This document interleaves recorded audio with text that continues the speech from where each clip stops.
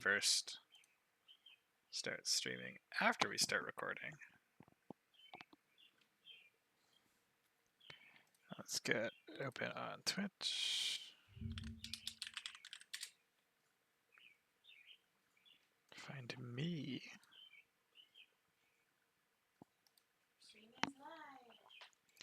Nice. Oh man, we got all the homies live. Go check this. Doing Aqua Museum B2B. Much exciting than toasters. And I'm gonna just put mine in alligator brackets so we don't pull too much straw away. Broke my wrist reaching for the mouse to tune in and be first. That's super funny. That's super funny. I would recommend keeping Toaster on the second monitor there. We're gonna... So I have Toaster muted on my second monitor because, you know, I want to do some fights today, but gotta support the homies. Twitch keeps screaming at you about view count, so there we go. Double, what the heck? It's been years. We're streaming I'm into the Pokemon ROM hacking space these days. A friend of mine made this hack that's really cool. I've never done a Nuzlocke before. We're doing a Nuzlocke on this one. And then a third monitor. I think I'm not even sure he's necessarily going to be main tab on my second monitor. I'm going to have some docs and stuff there, but moral support for view count at least, right? That's the plan. Do I not have any game audio? Did I mute this?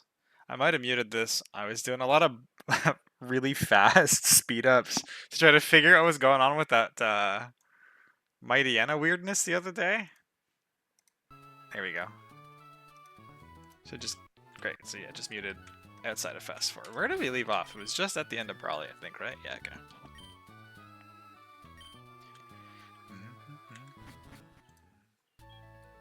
Thanks for having me all day. Happy to be here. Oh, dude, no worries. I was an entertaining stream. I really enjoy having like casual streaming content on the second monitor during the workday. I'm lucky enough to get to work from home at least for another month or so. I really like the vibes. I find a little bit of background noise helps keep me on task, and it was fun to see the progress that you made. I cannot believe how much faster you go through things than I do. Like, I spent the entire time you were streaming calculating 2 fights. But you know, progress is progress, I suppose, right? Team message for Friday next time. Got that on my till I had 7 to see what's going on. Oh, nice. I hope life has been treating you well, dude. Always nice to randomly run into old friends. Alright, you know what? So I watched a little earlier this morning. I watched Lion run vertically here and catch a double. This double right here. We can see this homie by this umbrella and this waddling homie over here. And I'm gonna very carefully pause and level up my guys first. It shouldn't matter, but we're gonna be extra careful. Egg bomb. You know what? I should put reflect in the bottom slot so I don't accidentally delete it, because we can't get that one back. I need to put your stream in shambles. I gotta cook to perfection. Awesome. I'm hopefully not gonna hog the streaming limelight all night. I do only have the 2 fights planned, and I want to see Michael's Lions. Actually, I'm a little bit sad Toaster streaming happens to overlap as well, because he had a super sweet Togedemaru Lion cooked up, and I wanted to see it. I'm gonna have to watch the VOD instead.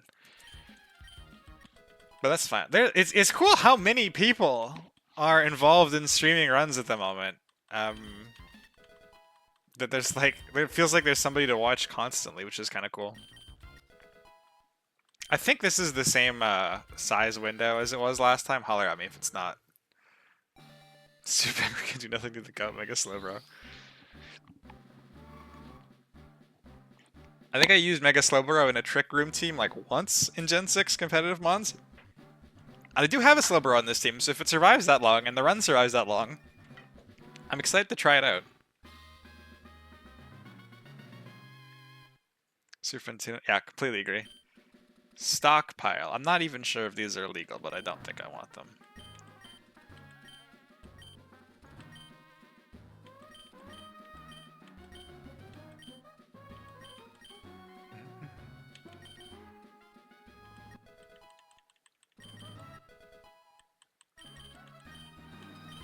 Unfortunately, I do not think this evening's entertainment will include any Switch roasting. The fights just they don't set themselves up super well for that, and it's harder to do into a Hazmat odds kind of behavior. I'm hoping to get something kind of spicy cooked up for the rival fight, because you know, as we're now aware, we get excited about U-turns, and this Crobat's got a U-turn. Actually, this Crobat has a U-turn, and Combusken's still in the back. So I don't know if we're gonna be able to do Lantern Cheese into this, because I'm pretty sure at least Metang sees that it's a good switch into Lantern.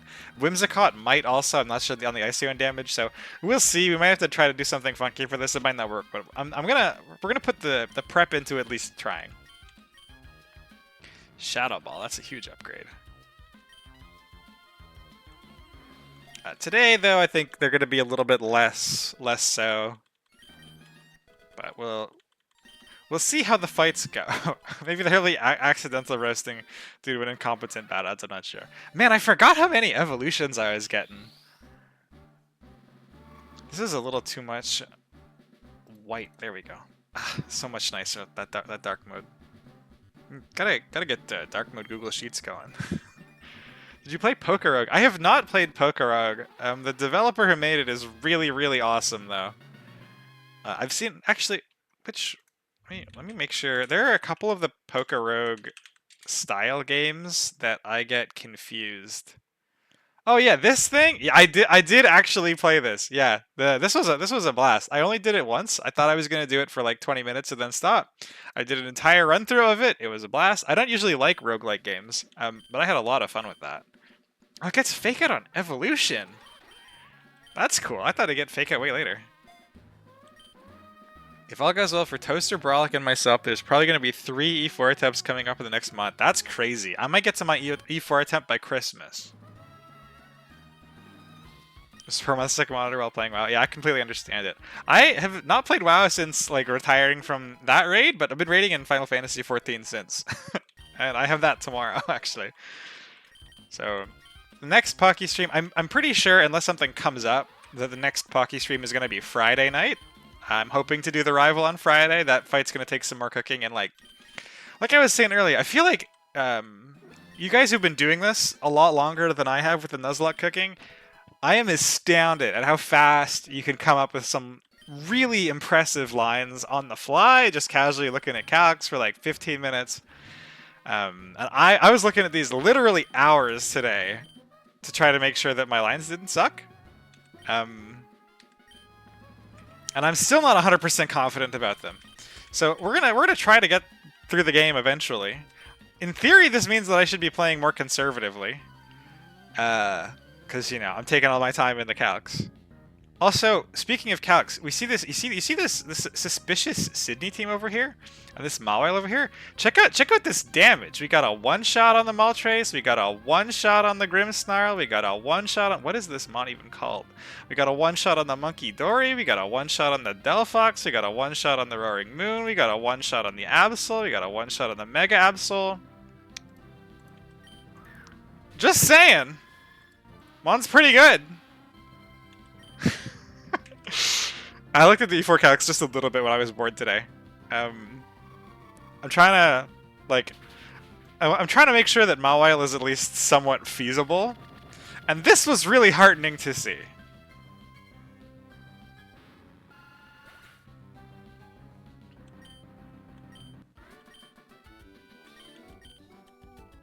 It's going to quite literally blow your mind.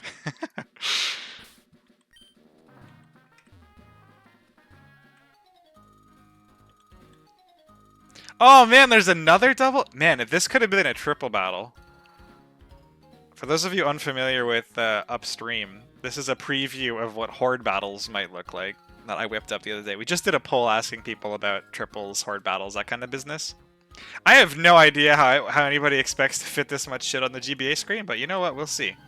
Looks pretty amusing in GIMP in 5 minutes, that's for sure. But there was a triple point that I could have stood on and pulled all three of these trainers at once. That's kind of evil.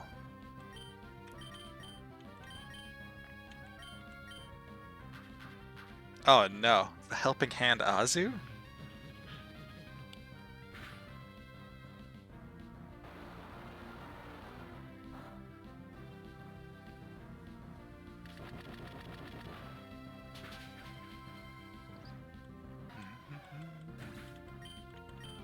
We are also today's fights are not going to involve the beach house for the what is this mon called? Small Seru Ledge. Charcadet, this guy. We're not doing the beach house for this guy today. I looked at those fights, and specifically, can we take a look at the Azu? This is not the Azu. This one? Yeah, this Azu makes me a little bit nervous at the moment, as does one of the mons that the lady has. I can't remember off the top of my head what it was. We can check sheet. That's what it's here for. This Scyther seems kind of problematic. The Arcanine actually doesn't seems okay. Scyther seems problematic. This Azu feels really problematic. This team didn't. This actually seemed like the easiest of the three, at least for my current squad. So the plan is that I'd like to wait on doing Beach House until we get a couple more encounters. Specifically, what I'm looking for are we have a good shot at getting one of Route 111 here. Was it 111? I think it's 111. Is it 111? Oh, nice. We got to register. Whatever that one, it's not too far ahead of me. 10, 10, 18, 118. That's what it was. There's the one that's got a Magikarp on it. This one. So we get either Magikarp or Time Pull. But Time Pull is still only a Palpitoad by the time I'd be doing this fight. So, I guess we could, like, if we got the Toad, I think it evolves after Watson? Maybe before Watson, but I think after Watson. But this Magikarp, 70% into a Gyarados with the Intimidate, this would be a really nice switch into both Scyther and to Azu. And the other encounter, the one that gives all of the Wooper options, I think Quagsire would also do pretty well into this. And the cool thing here is we get to pick which one we want. A little bit more statistically, like if we wait until we get to Mauville, we can hit regular Wooper more frequently. If we do it earlier, we can hit Paldean Wooper more frequently, which is cool. But I think into specifically this beach house, I would really like one of Quagsire or Gyarados. So the plan is going to be, we're going to wait, the one of these that the easiest percentage on is the Magikarp, so we're going to wait and see which of these two we hit. I think both of these are great. If we hit this Time Pull, that's just 2 guaranteed ground types for Watson, and then we can even just wait until he gets Seismitoad afterwards for Beach House. That's not a big deal. After Watson, okay, yeah, great. So this would be fine. I think that it'd help with the Beach House as well. But I'd like to see which one of these two we get, so that I can better prioritize, like, do I want the regular Wooper for Beach House because we got into Time Pull, or would I prefer the Paldean one with Magikarp? I think that plan might change, but that's the current idea. A lot of explanation, but no, we're not gonna be doing Beach House for a little bit. I guess I may not even need to fight anybody else now. I think you can walk up the line on the right to pretty much fight 0 people, but what is this guy doing with his Zigzagoon again? His Zigzagoon has pickup. I love that. Gameplay story integration right there.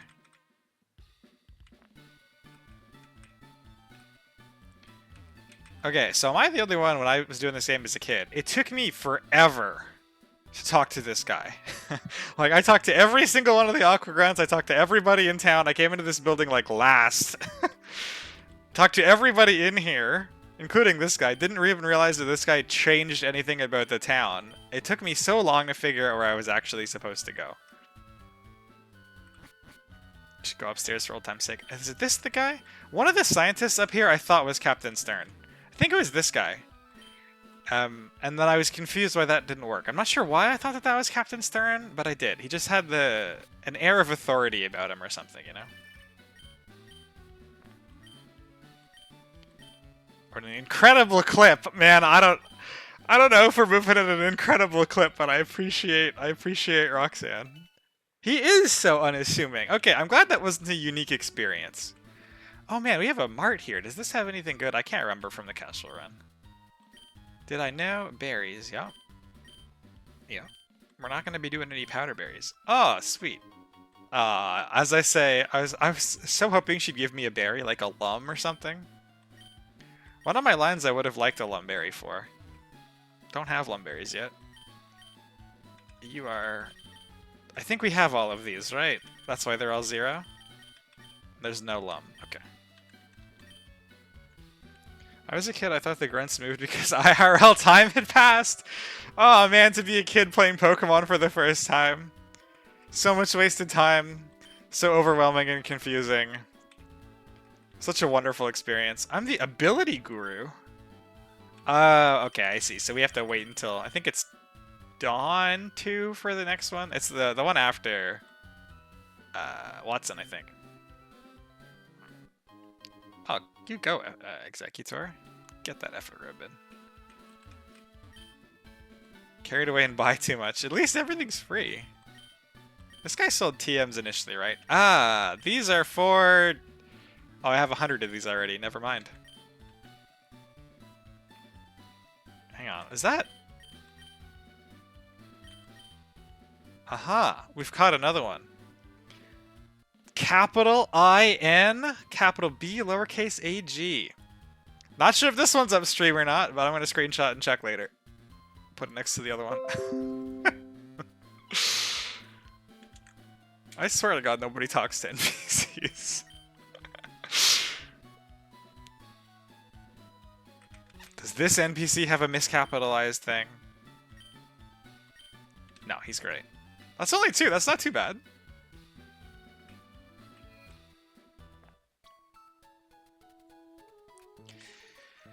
So we successfully made it to Slateport. I'm going to keep my lists on my second monitor for the team compositions a little bit, so there's a little bit more of a sense of surprise.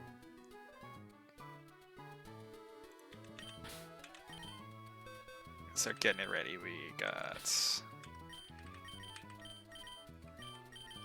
this guy.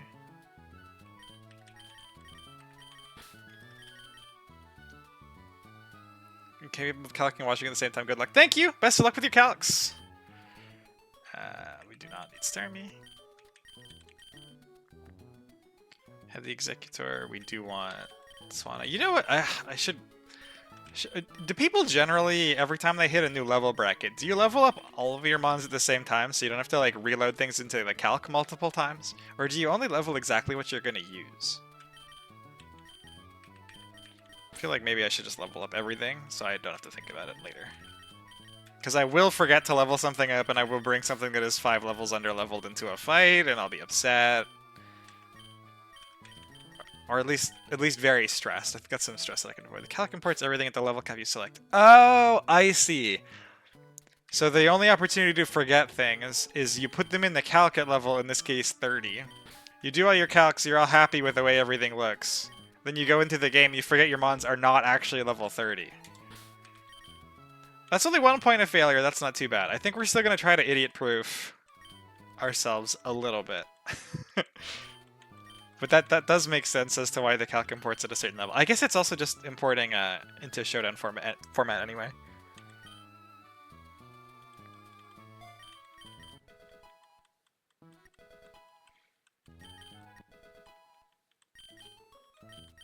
Wish, that's kind of sweet.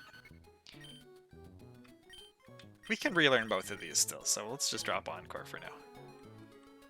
This move is terrible. Horrible move. I've heard Encore Togekiss is pretty good into Watson. We'll see if I have to cave and use it, or if I can come up with something different, because I would really prefer not to. I used to level everything at every level cap, but it got really annoying with the box getting bigger. I'm sure there'll be a breakpoint that I just cannot be asked. But for now, it's still kind of reasonable. It's still fun to see all the evolutions while they're so relevant, too. I'm definitely starting to get the sense of why. Oh shit! I think I was supposed to ping Muffins. Muffins is usually around on Tuesdays.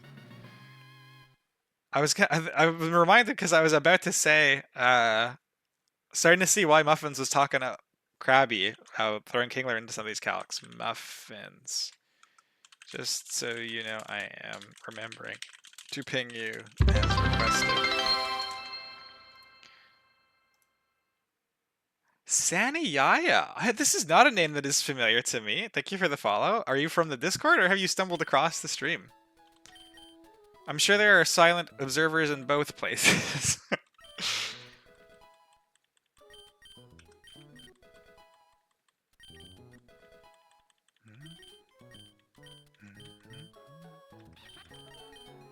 This air slash is super nice. The other thing that really impressed me pretty much immediately when I was looking at calcs was like, this ducklet goes from being, it's okay, you know, it's got a water move, it's got wing attack, level 25, to Swanna that's like 100 plus speed, air slash, and roost in the span of 4 or 5 levels. It's just crazy. Big fan. And this one is going to be coming to today's fight.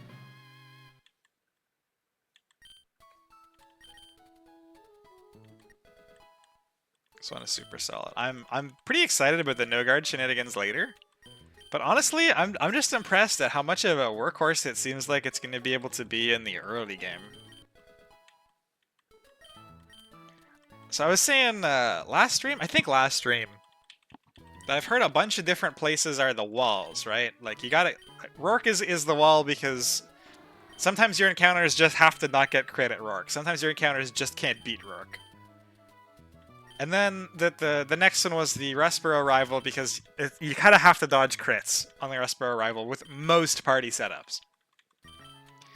And that makes sense because they're, you know, the first two that you'd have to do some cycling occasionally, especially if you got a little bit unlucky. You got very lucky getting the execute for Rourke. And then nobody really was saying that it was regular to wipe to Brawley, probably because the star use right there. And then I heard somebody mention that this Aqua double was the point for a little bit. But I think the folks who've been playing this the longest, Muffins and Crunch, both seemed pretty... Should it be deleted? No, stop trying to TTS. Both seemed pretty set on the idea that the Watson and the Dawn fight immediately after Watson, once you get through those, you got a real shot at a run that goes deep. So, very much trying to prioritize things that are good in the early game, and Swanna has been impressing me a lot, looking at calcs, which is awesome. Very happy to have it. I was just kind of whelmed when I got it, because, like, you know, it's the expected encounter. At that, it's like, I think a 70% or something. It wasn't the exciting one. But yeah, really impressed. Solid workhorse encounter, I suppose. We're hoping we can pick up Magikarp as something similar, just like a comfort mod. Let's go! Hey, there we go! I almost forgot to ping you until I remembered your comments about upcoming Dawn and upcoming and Swanna being good. Glad to catch you on Tuesday. Tuesdays are usually really good days for me to do this. So, I'm not going to be around at all next weekend. I'm hoping to do some on Friday and then probably again the following Tuesday. Nice to catch you, Muffins. Thank you again for the comments about the Rock Tomb Krabby. It really kickstarted me looking at that mon a little bit more seriously, and hopefully we're going to get to see it do some work today. Remembering that TMs exist and you don't have to rely on Kingler's kind of crap early level up move pool really changes the game. Who'd have thought TMs are being important? I mostly didn't use them in the casual run. There were just so many to scroll through, and I was going blind anyway, so a lot of the time I didn't know what I'd needed. And I think just seeing Gen 3 graphics and having TMs be reusable is still kind of whiplash to me, so it just wasn't in the forefront of my brain at the time. Man, I am really optimistic we can find something with that. Natural Gift is not banned, right? Natural. Natural encounters. Okay, great. I would love to find a cool thing to do with natural gift at some point. I think this move is awesome. But it's not going to be today, I don't think. Mega Kingler has base 1... Really? It's that fast? This is why Irv got excited because he said, oh man, you could use... Yeah, holy shit, that's crazy. This is a min-maxed monster right here. Holy crap. Godspeed, I go Mythic Raids now. Good luck, dude! All the best, hope you get the loots. Mega Kingler is sick. I friggin' see it. I'm a huge believer. Just after how nice Kingler looks in the calcs, just with the like 130, 115, the really nice, solid, bulky stat line, and it's surprisingly fast. But this guy, this outspeeds Swanna, I think, right? That's insane. Oh no, yeah, and I noticed this as well, that I can relearn the Aqua jet on it. Again, I think its level up learn and set is kind of crap. Oh, Ice Hammer 75. We'll get this someday. But yeah, this stats rate is awesome, and the TM list on that mon really impressed me too. Very cool.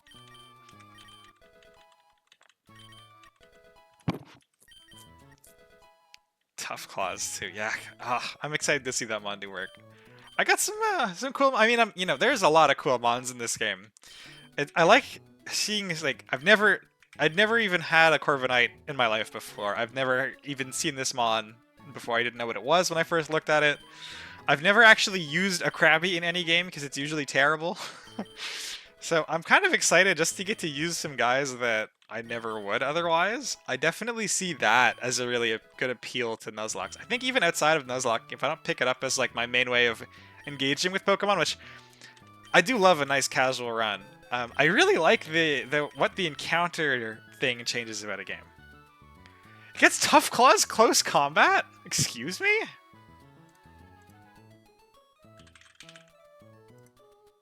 Oh, close combat's at TM. Okay.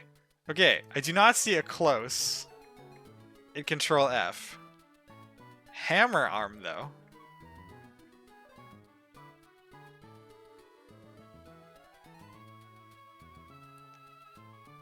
Makes contact. That's not much worse, to be honest. Regular Kingler doesn't show TMs on the Mega.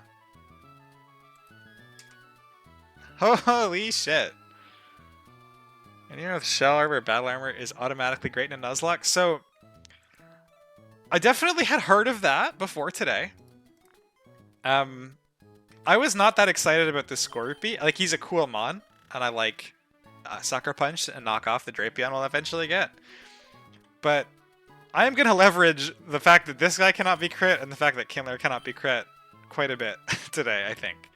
Not necessarily because they're strictly needed for the fights, but they make the lines, while a little bit less flashy, super, super reliable, which is nice. And just, like, I'm already glacially slow at doing calcs to decide what I want to do. And those two mons, the fact that you don't have to click the crit button, oh man. Oh man. It's so nice to just do the calcs and the list planning a little faster. Need a Skorupi, need an Orbeetle.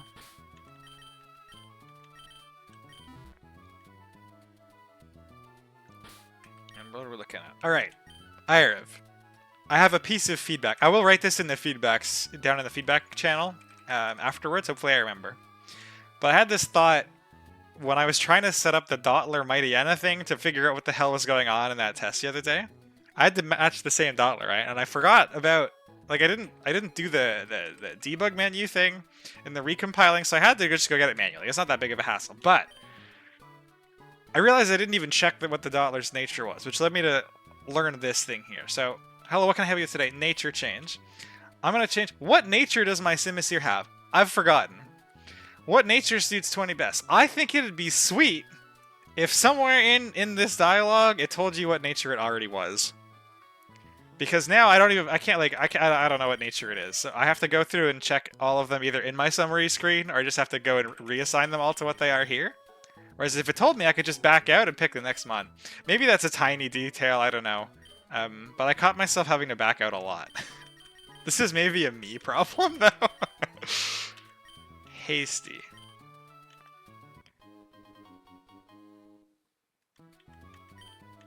And we needed Kingler. To be adamant. That is a good suggestion. It's. I don't even know if it's worth the time to code, to be honest. But if you already have, if you're already storing the existing nature in a special in like the surrounding event scripting and whatnot, I feel like it might be kind of easy. And if it's kind of easy, maybe it's free. Maybe it's not worth the dialogue though.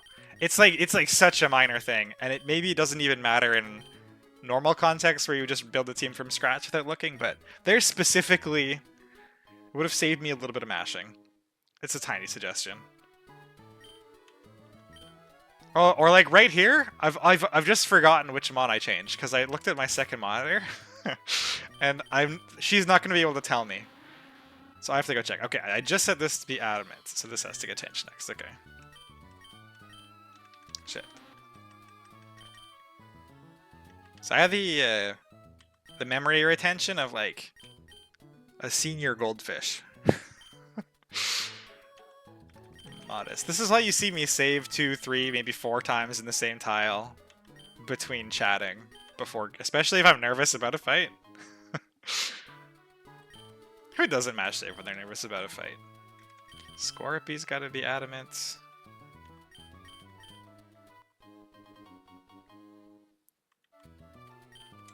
I think is this orbital still sassy? I think that's probably fine. Yeah. Sassy orbital. I'm just gonna get to remain sassy for a bit. Alright, you have Gluttony and Shukka.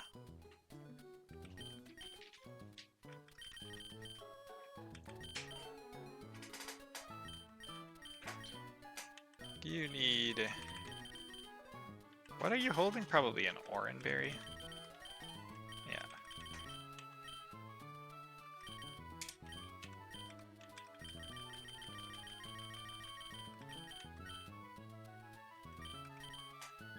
Executor wants a Dragon Fang. Dude, God bless Bag Sort. Holy.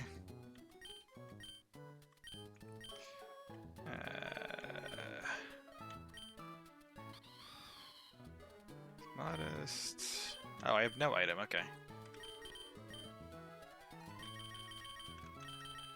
Ghoul is goated for that feature. Ghoul is goated for so many features. Oh man.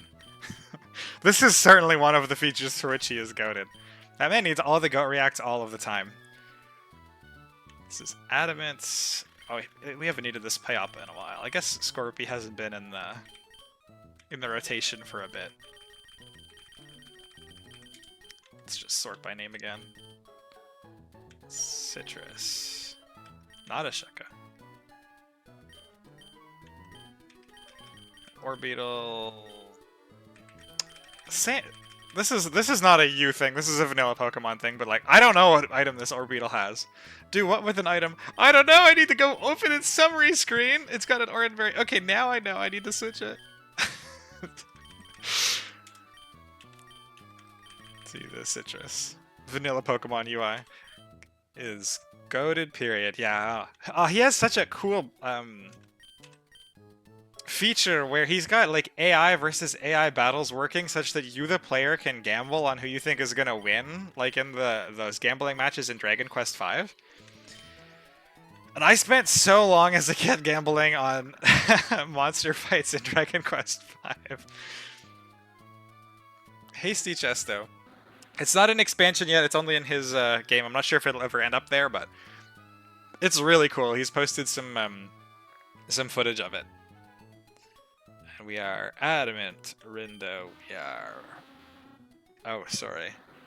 Yeah, adamant Rindo. This is adamant Dragon Fang. This is modest Sharp Beak. This is adamant Citrus. And this is sassy Citrus. I think these are the only moves this guy gets anyways. Poison Fang, Bug Bite, Pin Missile, Knockoff. Bubbly Embrace, yeah, that's fine. We were gonna move Reflect to like here so we don't accidentally forget it. And then we should probably do the same with Psybeam because I think that's naturally Psyshock. This Kingler's moveset has to get fixed, and this has to get changed a little bit. Okay. Actually, what are your... Which one of these... Are any of these moves safe to forget on Simisear, or do we just lose all of them? Okay, no, it can pick back up Flame Burst, so we're good to get rid of that.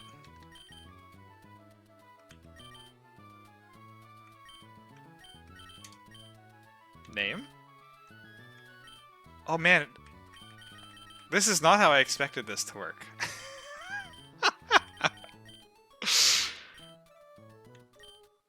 Weird. Oh no, it is just in order. Okay, I guess these just start with ones. Maybe that's what. Funky. What am I looking for? Low sweep.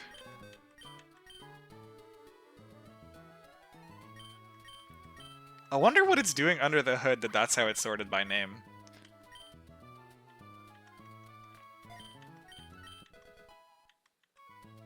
And this Kingler, this is a huge shout out to Muffins for making me look at Kingler and Krabby in the context of TMs, because oh man, it's just so much better.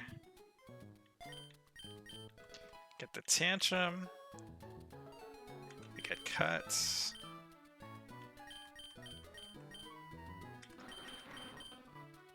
Get Aqua Jet again.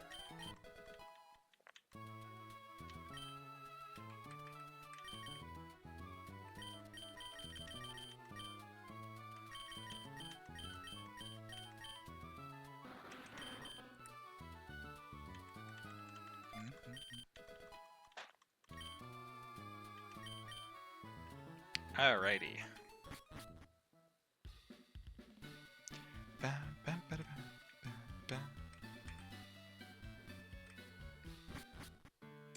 Let's do a quick team scroll.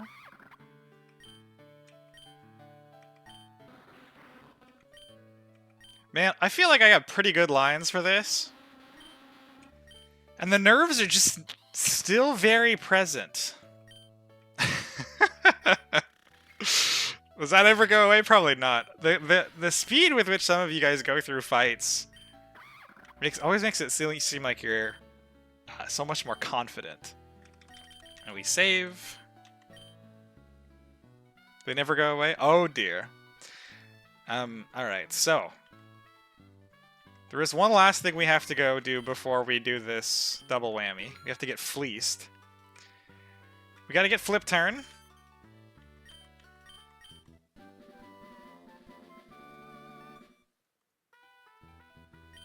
We gotta teach that to Swanna.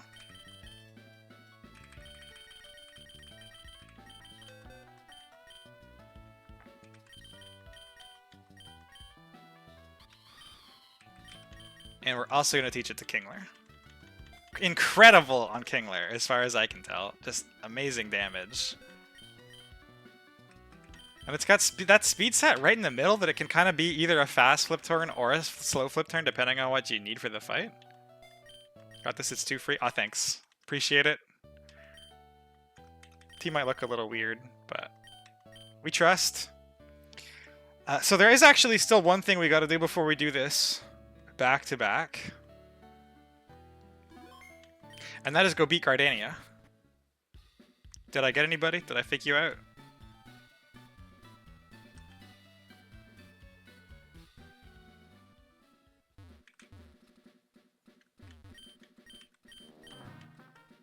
I thought the Simisear lead might look a little sus. I thought somebody would notice the Rindo Berry going on Kingler and figure me out immediately, but I figured we'd try to pull a little sneaky on you. We're gonna go do Gardenia first. We want the Eviolite for the back-to-back.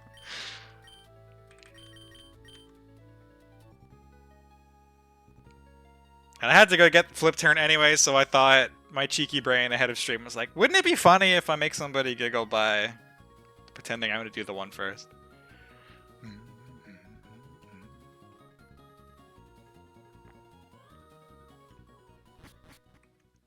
The Simisear Chesto Berry should make a little more sense now, hopefully.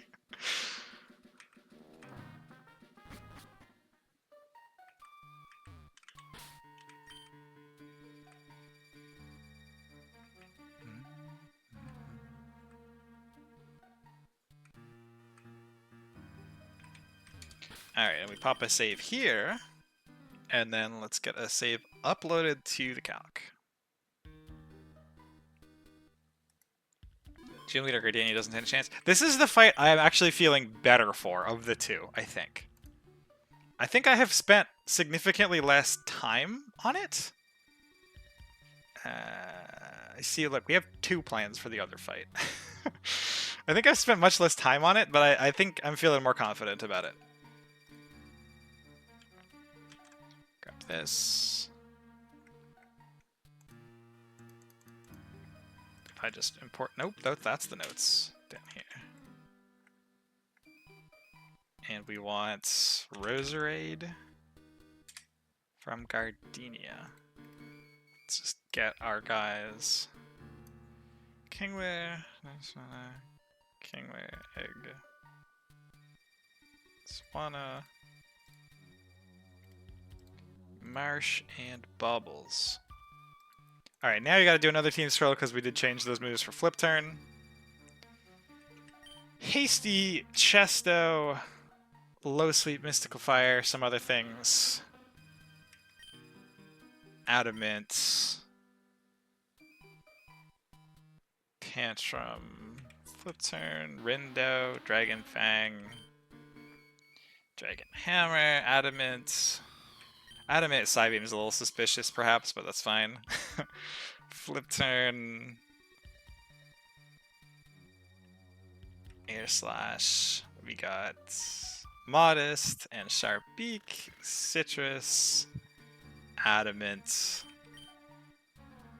Knock off Pin Missile. Bug Buzz Psyshock. Double Screens. Sassy. Alright. Oh, that grass around you seems fitting for a goat. What was that line yesterday? Goats don't something. Goats eat grass and achieve victory. That's what it was. We're here to eat grass and achieve victory.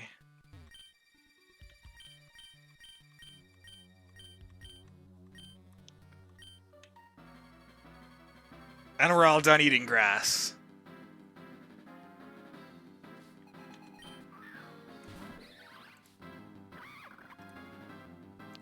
Alright, so we got the Chesto Berry not to cure our sleep, but so the AI doesn't go for sleep. Which means this should be a pretty clean Mystical Fire, it dies. There might be a chance that it can go Pseudo Wudo. I'm hoping that that is not the case because we are packing Low Sweep, and the Switch AI checks your highest roll. And because this is 34%, this is why we're hasty. This 3-hit KOs. So it eats 1 on switch in, it eats 1 after that. It goes for 1 shot, and then the 3rd Low Sweep would kill it before the AI sees that Sudowoodo gets the 2nd Rock Tomb off. Because the AI will not see that it's lowering our speed with Rock Tomb, and it will see that this always does 34%, and we outspeed. So having Low Sweep and Hasty should mean that this Roserade is stuck here. Nothing else can switch into Mystical Fire, and we can Mystical Fire twice. Doing this kind of shit, I absolutely see why you guys find the has bad odds interesting from this perspective, because like trying to figure out how you can tune your mons such that you don't have to think about has bad odds, therefore thinking about it, it's pretty sweet. Pretty sweet.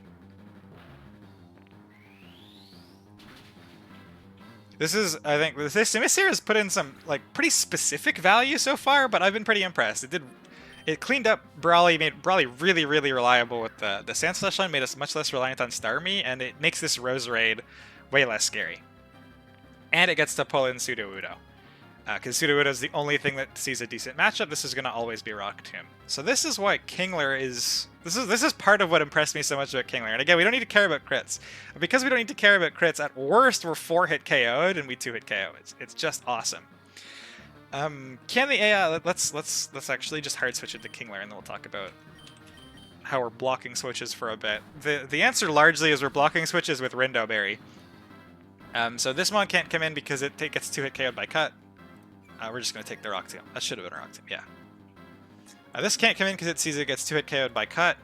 Gloom, the Sludge Gloom, sees that, this is not... This should not be great odds for the Gloom. If it goes into this Gloom, I don't really care, to be totally honest. Because we could just come back in on this Pseudo again later. We have backup mons for Pseudo if need be. We mostly needed it to not go into this, or the Grass Gloom, and the Grass Gloom, we'll see it does very little damage because we got Rindo Berry. So we should be safe to sit here and stomp some tantrums. Back to pseudo. That's a pretty decent roll. Probably like 52 or so. And again, like I said, even if we take max rolls, I think we live on 1 HP. 27 times 3. 81, and we are at 82 health, yeah. So we just get to sit here and kill pseudo.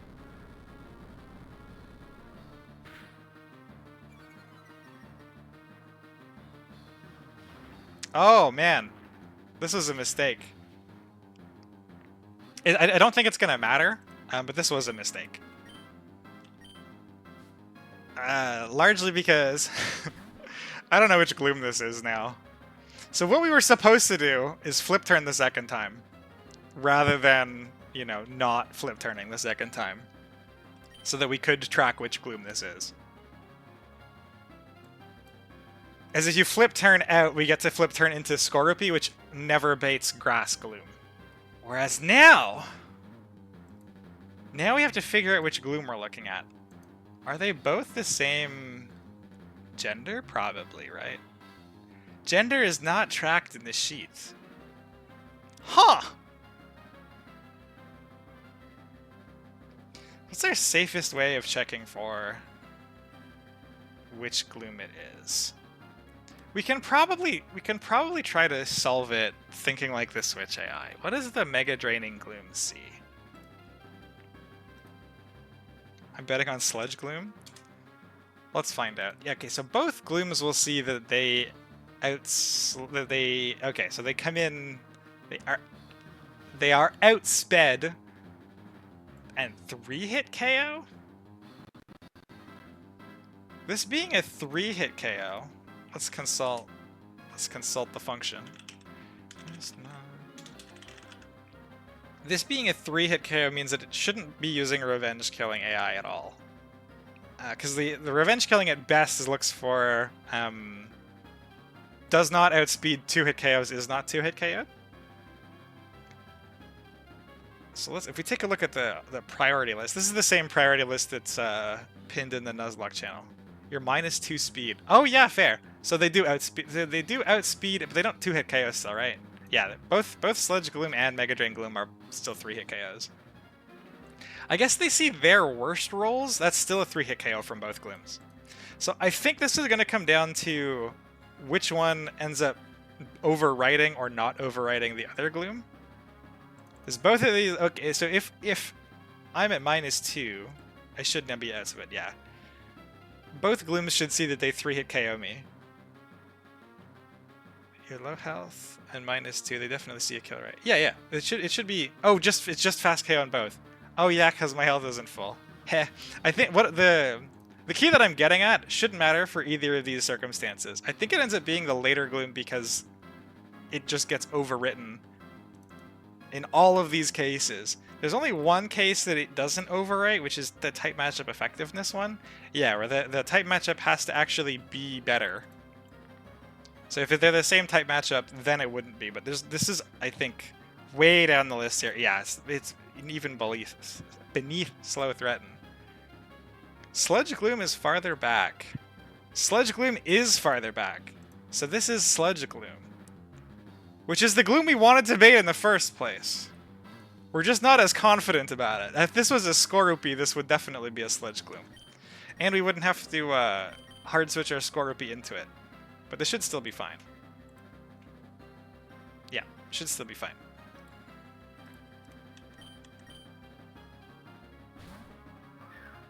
Sludge Gloom is further back, I'm pretty sure. Yeah, hey, it is Sludge Gloom. Yeah, if this sheet is right, this should be Sludge Gloom. For better or for worse, that actually helped ease the nerves a little bit, that we could just go figure that out after a fuck up. That's always nice.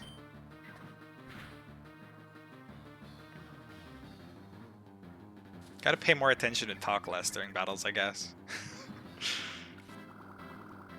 So all we need to do, really, the reason that we care about Sludge Gloom is because the Executor can't 1v1 Sludge Gloom. It's not for the sake of the Skorupi. It's just like, how long does it take before we get to identify which gloom it is if we can't figure it out based on that switch?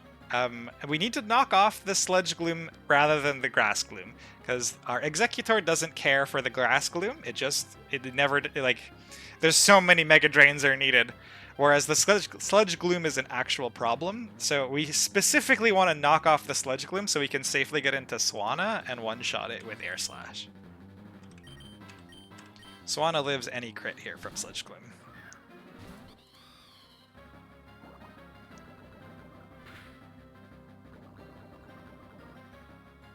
Docks are whipped but not released yet. Pucky's beta testing them. I think the only dock I'm beta testing is this one here, which was specifically recommended to me because I don't know the order of the fights at all. And when I was asking if there was an order, if I should just check like in Porimap before as I'm going through it, Ira was like, "Hey, I can hassle cap and get you a sheet."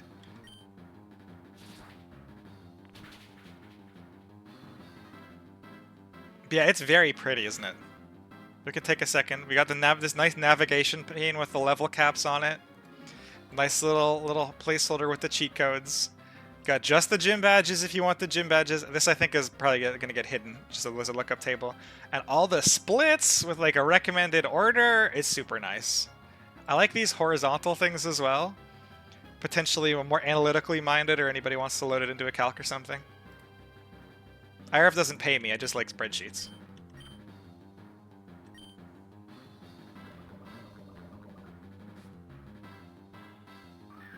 I love this Gloom ambiguity so much. This was such a cool fight concept. I know it gets kind of memed on a little bit, but I think it's fantastic.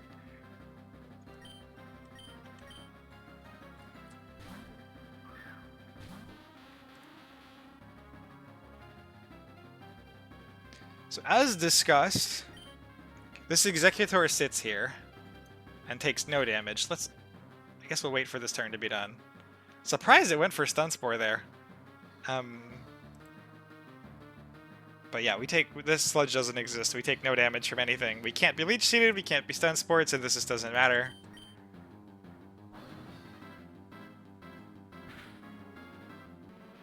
So had I properly done my flip turn with Kingler to kill the Sudowoodo with Stomping Tantrum into flip turn into Skorupi. Skorupi actually baits out Dolive, believe it or not the second Gloom. And the reason for that is kind of weird. So I'm going to talk about it despite the fact that it didn't happen. So these minerals doing 15 are Gloom, or the. Hold on a moment. Maybe I'm full of it. Maybe I'm full of it. There was an interesting weirdness. I may have done something in the calc to change this. But there was an interesting weirdness with some overlapping roles and the type matchup thing that I mentioned earlier. That would have been interesting to highlight, but whatever. The line actually doesn't change at all. We just go hard Executor on the Dolive instead. We 1v1 the Dolive first, then we go back to Skorupi for the Poison Gloom, and then back to this guy for the Grass Gloom. So this didn't actually change the fight at all. It's just like, what's the order we kill the mons in? Going split by split is sweet. It is absolutely fantastic. It makes my life significantly easier. U-turn, which is nice, we don't actually need it here, and Eviolite, which we do.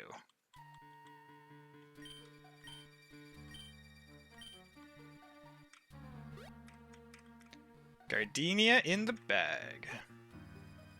Too free for the goat, thank you. We ate grass, and then we achieved victory. Now we gotta go all the way back to Sleeport. So I did only prep 2 fights, like I said. That was one of them. And the second one is this Aqua double. And the problem for me with the Aqua double wasn't actually the low kicks or the Galissopod. Those guys, they put on a clinic on my team for quite a while in the casual run. I threw so many attempts at them. I didn't know what low kicks was. So just trying to figure out how, like, what its typing was and how it worked was a bit of an uphill battle.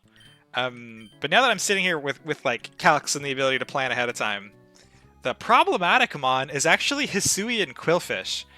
I feel like I have almost nothing that comes in on Hisui and Quillfish comfortably, and then can 1v1 it through like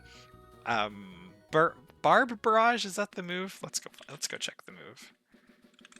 Quailfish. Barbarage with the high poison chance, plus the ability to crit. This is just so annoying to try to calc for. And this is where we're going to try to leverage the fact that we could just use mons that don't get crit. Let me switch up my notes.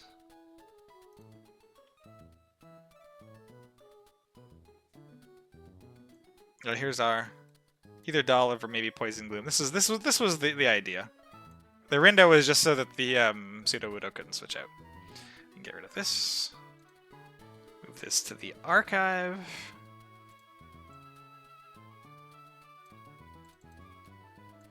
Spoilers. Okay, there we go. So somebody mentioned, I think yesterday, when I got the Swanna, because I saw the Ducklet and was like, you know, kind of whelmed. Somebody mentioned that Swanna is super nice into this double. And I completely agree with that. Swanna looks great. We're going to largely try to have Togetic do a good showing, though, and Swanna's going to be a backup. There are so many permutations that this fight can go. Like, does Togekiss get crit once? Does it get crit twice? Does the Golisopod go for an Aqua Jet or a Razor Shell? A lot of permutations. Swanna is a fantastic backup to have for some of them. Some of them we don't even need it in the party. We're going to be bringing it anyways, though. Togetic. We're not bringing. Executor. Bringing Bayleaf, not Orbeetle. I think this is it. Togetic, Swanna, Starmie, Bayleaf, Kingler, Skorupi. Okay. Togetic needs a weird nature. Togetic is going to be naive. Plus speed minus Spadef. There's like zero Spadef, or Spadef? There's zero special attacking moves that it's going to have to take this fight, so works out great. And this homie gets the Eviolite.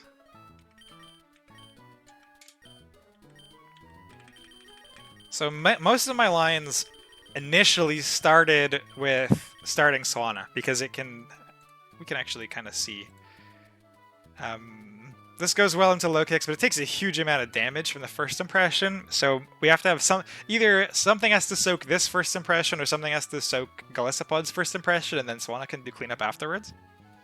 I'm going to re-import my team afterwards, but the damage that Eviolite Togetic takes, as I'm sure many of you are familiar, it just shrugs shit off. It's really cool. We also, absolutely mandatory, must remember, Lion was helping me remember this earlier today.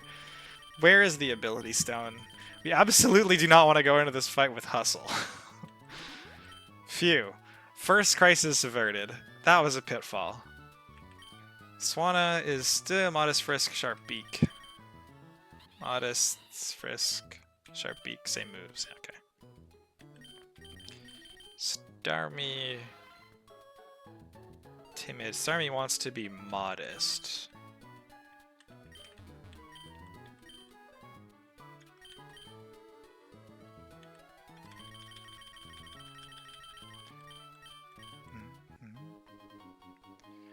Modest, Twisted Spoon, and I think also Natural Cure. I'm not convinced there's a world that I'm clicking Hydro Pump in this fight because of that chance to miss, and I need a Twisted Spoon.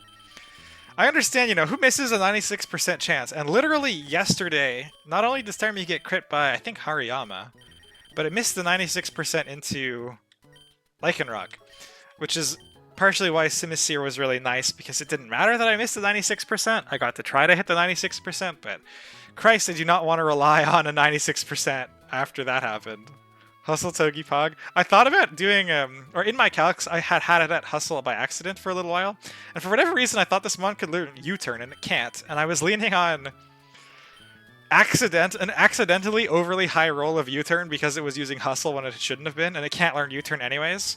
This is what it's like planning a Nuzlocke when you don't know what the fuck you're doing, is you end up with Hustle, U-turn, Togetic doing too much damage. I digress a little bit. So that was Swanna done. Starmie got Modest. Starmie got Twisted Spoon. Starmie needs Natural Cure.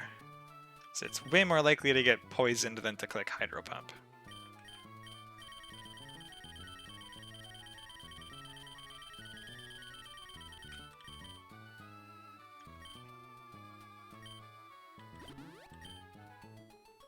Non-existent hustle U-turn. Fuck. Now that would be cheating. Bayleaf needs Modest and Miracle Seed. This is such a goofy Bayleaf setup.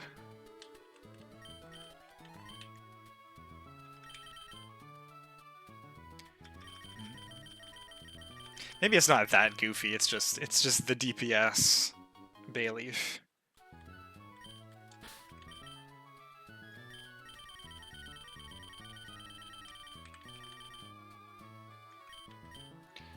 We do not want to give Pancakes the Miracle Seed. We would like to give it to Soup.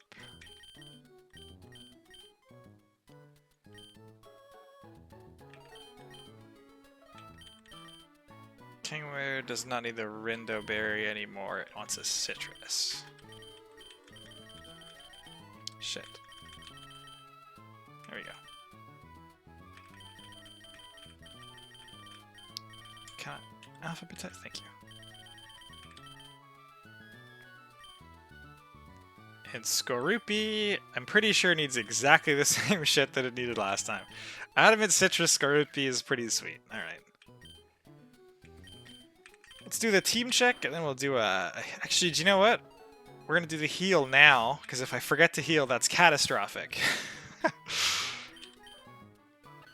You violate Naive, Serene Grace, Wishion, Fairy Wind, Air Slash, Tantrum, Aqua Jet, Flip, Turn Cuts, Shell Armor, Adamant Citrus, Modest with a Twisted Spoon, Natural Cure, Psybeam Recover, Hydro, and Aurora Beam, Swanna, Bubble Beam, Roost, Flip Turn, Air Slash. So my notes actually say U-turn. I didn't realize I got Flip Turn here initially. Was cool to see in a comment. It made this. It's what shifted the Gardenia line in the way that it got shifted, rather than what I did, which was the old line. Which may be why that's what I did it, because that's what I'd been thinking of first. But that's okay. Frisk, Modest, Sharp Beak, and Skorupi, Adamant, Citrus, Battle Armor. All we really are looking for here is Knockoff and Pin Missile. Mega Drain is the only move we're going to be clicking. Overgrow is what we're stuck with. Miracle Seed and Modest. And back to Togetic. Oh boy. This one I'm nervous about. Gardenia, I might have sounded nervous about Gardenia. It was more like a little bit bafflement for holy shit, I clicked the wrong button, which hasn't happened yet. And oh man, misclicking is... That's a hard dropping moment right there. This battle I'm actually more nervous about. Gardenia, I don't even know how things could have gone so wrong to lose Gardenia, to be honest. I think my team just lines up really well into it, especially with the Simisphere that a lot of folks don't have access to. Oh, no, team or save import, let's do that. We can stall a little bit longer.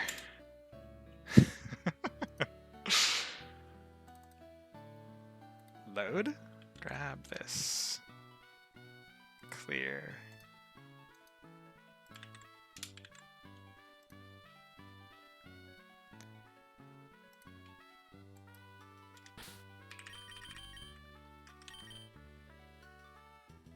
Hugs, we're gonna side this to my other monitor so I can just read this. Hugs. King the Pancakes. Cheese. Marsh. And Soup. So, this is incredible, right? Like, Togetic just sits there. This calc here, this gives me reassurance. Assurance. I'm hilarious. Let's go.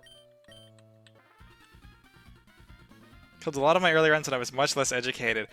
Ah, the Hisuian... So what did it for you? What's the scariest thing? Is it the Hisuian quillfish? Because to me it's the Hisuian quillfish. But then maybe people don't do Gardenia before this most of the time, so they don't have access to Eviolite Togekiss. Or Togetic, I'm not sure. So Togetic is an absolute monster with this Eviolite. And we take 2 crits, and we don't even care. We just sit here and we kill the low kicks.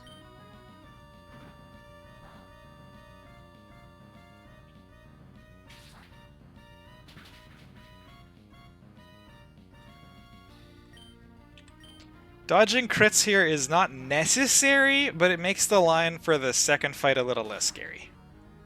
Box dependent, usually Hisuian Quillfish is the biggest threat. Okay, cool.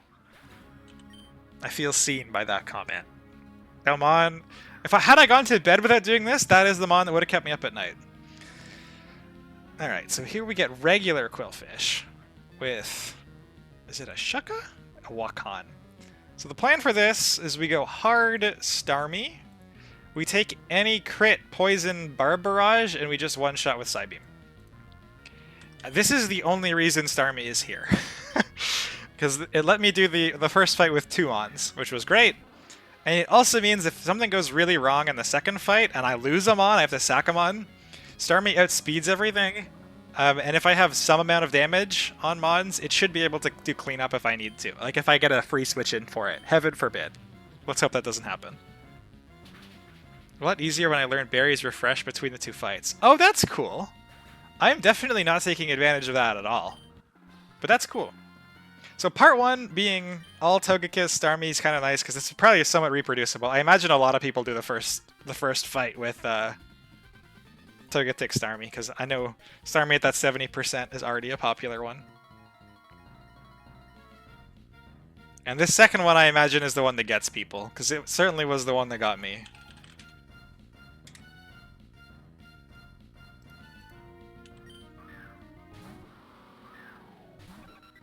That is not in Togetic. Yeah, okay. So this is why Togetic is actually the lead. It's as much, if not more so, because it takes so little from Golisopod's first impression. I don't even think it goes for it. Might be Razor Shell, might be Aqua Jet. So the only thing that is super problematic here is like Aqua Jet crit. If Aqua Jet crits us for 38%, so for 62. 62. No, I'm looking at Togekiss. If Aqua Jet crits us here, deals 31 damage. We go down to 9. This is problematic because it means we don't switch into first impression again. And we'd like to switch into first impression again. I don't think there's a world where he Aqua Jets. I think this is Razor Shell. I think first impression this is not worth clicking. This has crit chance and does actual reasonable damage. This is like a 9-hit KO to a 3-hit KO. The AI does not exclusively consider KO thresholds, obviously, but when it's evaluating moves in direct comparison to one another, one of the things it checks is how many hits it takes to KO, and there's a huge discrepancy here. So I'm pretty confident this is Razor Shell. If it's first impression, do not give a shit. It'll do, like, Razor Shell does, we're not going to take a Razor Shell. First impression, we take a little bit of chip, that's fine. All we want to see is not Aqua Jet crit. We're just going to force the Golisopod out. Okay, we do not see Aqua Jet crit, which is great. And now I got to consult my notes to make absolutely certain. So this is the monster here. So the plan into this Hisuian Quillfish is that we're terrified of crit poisons. So this Mon can't be poisoned or crit. It doesn't line up super well into repeated throat chops. That's okay. We got a Citrus Berry for a little bit of buffer. The plan is if we can get Skorupi in such that it can attack once, we get to knock off, get rid of the Shucka, come in with Kingler, which can also take anything, even if it's a Barbarage with a poison, and kill with the Stomping Tantrum. Kingler does have a chance of proccing Palpitoad. We have permutations that deal with this. That's not a huge issue. It is cleaner, obviously, if the AI does not go into Palpitoad. We should not bait a Hasbad odds into Golisopod. If there is a world in which we do, that ends up at a range, like say it gets crit by a throat chop or something, and then outsped and flip turned on, and that goes into Golisopod. We should be able to, now that we did not get crit by the Aqua Jet, we can just go back into Hugs on the first impression, and it can't hard switch out again because it's beneath half health. Maybe that's some scattered thoughts. Like I said, I've been thinking about this too much today. I was worried. So the line here is we hard switch into Skorupi on what should most assuredly be a Barb Barrage. This has amazing secondary effects. It does a shitload of damage to Togekiss. It might even KO. Yeah, okay. So the AI does not see a KO, but it does see a lot of damage. 36%. That's the wrong tab. And with 36 health, we're at 40. This should still be Barb Barrage. It's okay if it's not. It's cleaner if it's Barb Barrage. Our Skorupi will get to help us out a little bit. Awesome. So the most important thing to do here is to knock off... This does not have bad odds into Skorupi. It has good odds into Skorupi. So we are totally insulated from it switching Palpitoad and then Skorupi not being able to come in again later. And because we have Citrus... And again, this cannot currently switch out because it sees that it has good odds into Skorupi, not bad odds. There are some rolls of Pin Missile that take this beneath half. This damage is nice if something goes wrong. Remember how I mentioned if something goes horribly wrong, we have to sack them on? Starmie can come in and clean up. Getting this chip damage off now is part of why Starmie can come in and clean up, which is nice. Getting a crit on the first one there is very heartening. What we wanted to do was push it beneath half. 4 times with a crit will absolutely do that. That was certainly a lucky roll. This is default with 3 rolls, so I think 4 rolls had a pretty strong chance of pushing it beneath half. We don't need this beneath half. If it's above half, it's a roll to switch out, and it should switch into Palpitoad. And then we can deal with the Palpitoad fairly easily. All this means now is that this mon is stuck here unless it flip turns. So we're going to go into Kingler on what should be a Throat Chop to try to kill my Skorupi. So we don't lose momentum to the flip turn there. And now here, we can't go into Palpitoad because we can't has bad odds switch at all because of the health is too low. Which is huge because we can't get surprised by the cheeky Golisopod in the back. That's why it was so nice to get that Skorupi in. We know we can't get crit. This was supposed to have a Pesha Berry. I think I might have forgotten it has Citrus Berry. Yeah, that's a bit sloppy. This was kind of 6 of one, half a dozen of another. And there were lines that Kingler was fully soloing this from full, in which case the Pesha Berry was more important than the Citrus. In this case, it's not going to matter for us, as we can't get crit. Imagine there's a Pesha Berry that clears this poison. It being a Citrus should be fine. We gotta relax a little bit and double check our notes a little bit more thoroughly, I think.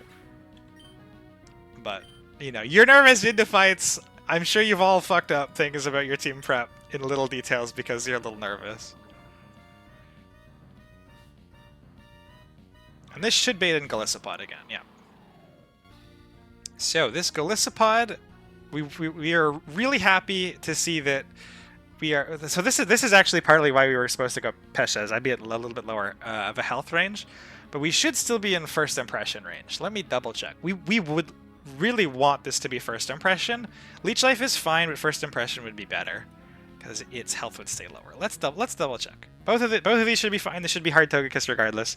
61. Okay, great. So it is still, in spite of the fact that this was a healing item instead of a cure, should be just fine. So we get to go hard into Togekiss. Not Togekiss, still Togetic. Eviolite Togetic. Which continues to just do incredible work against these really, really scary priority bug types. Fairy typing is busted. So, here, this crit Aqua Jet is once again, this is the only thing we're concerned about. It has a few rolls that kill us, which is not ideal. We could try to style on the fight a little bit and say, hey, look, no Swanna. But of course, if we get crit Aqua Jet, I'm going to cry. So the plan instead is we go into Swanna. This one-shots from this range 100% of the time. And regardless of whether this is Razor Shell, Aqua Jet, or Leech Life, it doesn't matter. Swanite takes crits from all of them, survives, outspeeds, and one-shots. So, if you didn't have a Swanna, you'd be fine to do this line with Togekiss. You just need to not get crit by Aqua Jet. But I mean, I'm not willing to risk that if I don't have to. And then Houndoom will eat the Fusion Flare with its Flash Fire. Yeah, see, it's heartening that we all make that kind of mistake. Okay, so we could have stayed in anyways. It wasn't Aqua Jet. But again, it probably wouldn't have been Aqua Jet, given how much more Razor Shell does. Razor Shell KOs. The thing is, I'm not sure the AI sees, oh, I get a one-shot with Razor Shell? I'm going to go for that. But it also needs to see that it gets one-shot by my Air Slash. And there is a section in the AI that says, if you get one-shot and you have a priority move, just get off the priority move. I can't remember if this looks for crits or not. I didn't look into this in that much detail because just going Swanna was always safer. But had this not been Aqua Jet, it should have been Razor Shell. We saw it was Razor Shell there. Then Togekiss definitely could have stayed in. We're just being extra careful. This right here, that being Aqua Jet, that is that exact AI scoring thing that I just mentioned, where it sees that it's going to die and it Aqua Jets. It did not see a one-shot, which is why I think that score was bigger than any of its other attacks for Swanna. Because it saw the one-shot with Razor Shell, that's why I thought it would be Razor Shell into Togekiss. So I think guaranteed one-hit KO is a bigger score increase than you can get off a priority move then die. In spite of the fact that it gets outspeed, I don't think that function checks. But again, we're just going to be really cautious. We have the Swanna, we'll use the Swanna. And then we just get to Palpitoad left, which is amazing. This is why this Bayleaf has just been sitting here doing mostly nothing in the party. We're modest. Miracle Seed because it guarantees a one-shot. We can get crit by Icy Wind on the switch. We can get crit by Icy Wind again afterwards. Icy Wind has no freeze chance, I checked, for maximum paranoia. So we can get double crit here and we're still fine.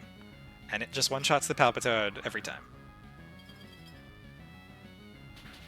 So this felt to me like a pretty safe version of this double. But man, was it still so stressful. there were so many lines that things went awry. Especially, we got very, very, like, my nerves smoothed right out as soon as Skorupi got that crit with Pin Missile to push this guy out of Hazbat odds range. The fight was over as soon as Skorupi got that crit, which was awesome to see. Most lines we have other things that we can cycle through, so the Swanna being at full health is really nice. If we end up going into Golisopod a little bit early some cases there, we end up needing to risk the possibility of that being an Aqua Jet crit to get the Golisopod kill so that we save enough health on Swanna that Swanna can come in, take any crit poison from this, and finish with Air Slash. So it's fine if that Hazbat odds on this did proc, it just means we have to risk the Aqua Jet crit on Togekiss. Togetic. But as we saw, it was never going for Aqua Jet anyway, so I think that means that both of those lines, even if it did Hazbat odds, would have been pseudo-riskless. I'm sure if you crit Togetic with enough things, it'll die. But I mean, we're not planning against the 4 crits. I feel pretty good with that line. Just the Pesha slip-up was a little rough. Really sad line way better than I was doing this fight on my earlier runs. Nice, thank you for the compliment. I'm sure your lines were great. And again, I have the huge advantage of reading the code. And the fact that all of you guys have already gone and done lines, so I can ask questions and have suggestions and stuff. Like, I knew going in that Swanna would be good. But that felt pretty good. Both of those felt pretty clean, pretty convincing. Which is nice. I don't know why I'm feeling more nervous about these than yesterday. Do you know why it is, I think? I think now that we're through Brawly, we're through 2 Dream Badges, and particularly the second rival fight. The rival in Rust... Or not second rival. I guess second rival. The rival fight in Rustboro. I thought we were done to the rival fight in Rustboro. Like, the line was cool. I was super ready for Chinchou to get crit and then just reset. And then we made it through that, and that was kind of sweet. And then we got the Star You, Star Me encounter that... Like, I managed to cook the whole of Brawly on stream. I was so confident in it that I didn't need to do any, like, code reading to check it. Just went and did the Brawly. And, like, now I'm invested, I think. I think that's the issue. Is, like, the run has legs now. I like my box a lot. Feels pretty flexible. I would really like one of Quag or Gyarados. I'll feel better into the beach house with one of Quag or Gyara. But the box feels awesome. I didn't expect to even make it this far. I didn't expect to make it past Roxanne, which is why those of you who watched stream 1, which has been lost to time, Roxanne was a mess because I prepped it in like a few minutes. I'll pause for Drake's monologue. Where they were fleeing. Ah, he's so helpful. What a nice old man. Yeah, I wasn't expecting to get through Roxanne, and then I wasn't expecting to get through the rival. I was convinced that Chinchou would get crit and die. And then just kind of casually stream for like an hour and a half, 2 hours of like futzing around, leveling up my mons, getting my new encounters. And then we got a really clean run through Brawly. And now I feel like I've gotten somewhere and the run has something to lose. I think that's the difference. That's why I feel more stressed for these, even though the lines look pretty good. So I feel like there's now something at stake. I'm not the sort of person who handles this kind of stress very effectively either. Like, I don't like mildly scary movies. Not even horror movies. I don't like mildly scary movies.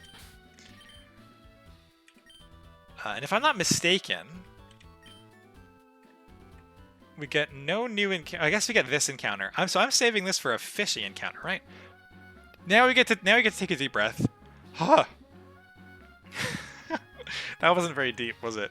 We're gonna wait for a fishing encounter here for the Whoopers, and unless I need access to one of these ones just to have a ground type, because I have no ground type. If I need a ground type before we get to Mauville, I'll do this fishing encounter with an Old Rod. If I don't need a ground type before I get to Mauville, I'd like to wait so that I can choose my Whooper based on what I get from Magikarp Time Pole, like I was saying earlier. So we do not want to go through that grass. My understanding is that there's a double here. Oh my god. Did you get a Sleepboard? Did get a Sleepboard encounter yet? Or have people convinced you in Golly? People have not tried to convince me one way or the other. I thought this was going to be a surprise trainer and I was about to lose. I was just going to say that I know there's a double up here that's a mini-boss, and then Birch just shows up and I'm like, oh my god, I'm being jump-scared by Brendan, I'm going to die. All I saw from Slateport was the fishing, and Skrelp doesn't strike me as being very interesting. Whereas Wimpod strikes me as being very interesting. This is the kind of mon that when I was a kid, so I never used this mon when I was a kid because I thought it was bad, right? Like it has to switch out when it takes half damage. What the fuck? How could this mon be any good at all? It's forced out. And now I am older and at least a little bit wiser, I like to think. And this ability seems really cool. I've heard that it can do some pretty cool things into Watson. I'm not actually very familiar with the details. I haven't looked into Watson at all. But just the fact that it can trigger free switches seems kind of cool. Like an eject button on a Mon seems neat. Though I could definitely be convinced into Skrelp. What do you think about the Slateport encounter? It's pretty much just these ones, right? Like, I already have the Krabby for Surf anyways. I don't think I'm waiting this long. This is just the same as these ones randomized. If I wanted Skrelp or Wimpod, I should specifically fish. But I was planning on waiting. Malboro Hunt Train in 5. I don't think I'm gonna. I think I'm gonna do my Hunt Trains tomorrow. But thank you for the heads up.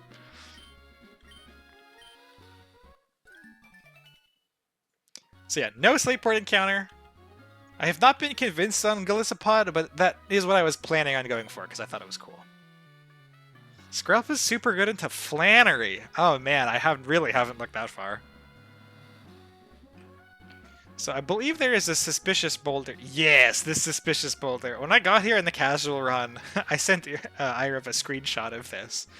Like, this is the least suspicious boulder I've ever seen. But it doesn't have a hidden item in it. I figured, okay, maybe there's like a heart scale because they're useless or something.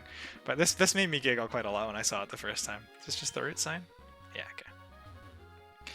I've never planned a double, obviously, because this is my first Nuzlocke. I'm pretty intimidated to plan a double. I'm not sure that I'm going to do this today, but I'd like to look at the double today.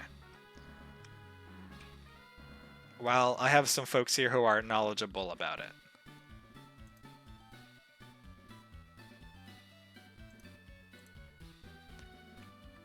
Oh, and we have a higher level cap too. I can do that as well. Hey, there's nothing suspicious about the boulder. Nothing whatsoever. And also, I didn't do the follower sprites ahead of time. We got some new mons. Does Kingler still do the sideways thing? He does. He's just bigger about it. That's awesome.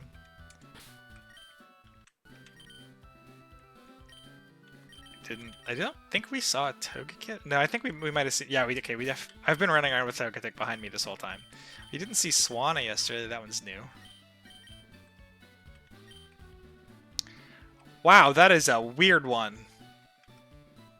Okay, look, it looks a little more sensical from the bottom. I kind of see it. Something about the neck on that is just not what I was expecting. I think it's. Oh, is it maybe a foof? No. Is it maybe like its cheek foofs as seen from the side? That's the issue. Like we got this is like the eye foof, and then its neck goes down. It looks a little bit pelican-esque. I don't think we've seen Scorpy yet, despite having had it for this entire time. Oh, we definitely did. This guy looks awesome. And then let's also level up these to the new cap while we're checking them out.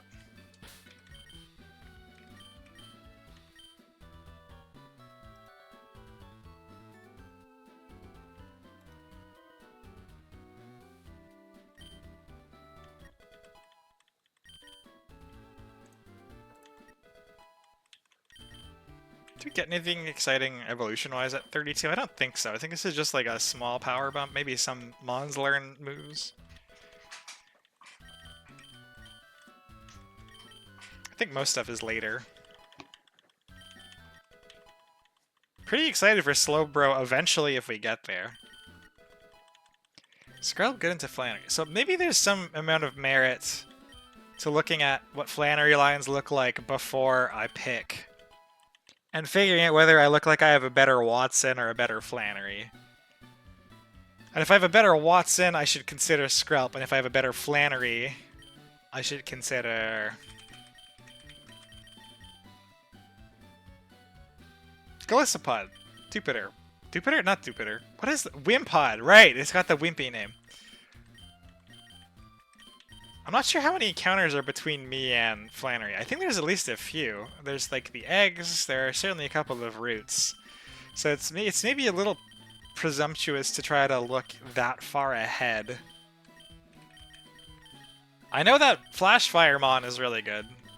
Ceruledge. That makes sense. I'm liking how many water types I have. That seems like it'd be pretty decent. But I guess it's a sun fight, right? So they all have Solar Beam.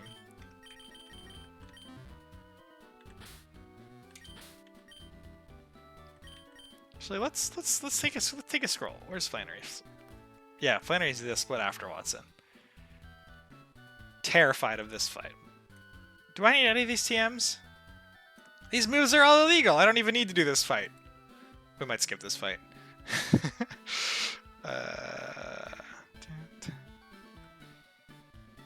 How many solar beams are we looking at? There's a grass move. Water types would be okay into this. There's the grass move. There's a thunderbolt. There's a solar beam. Yeah, water bonds seem a little suspect into that, which is not the greatest.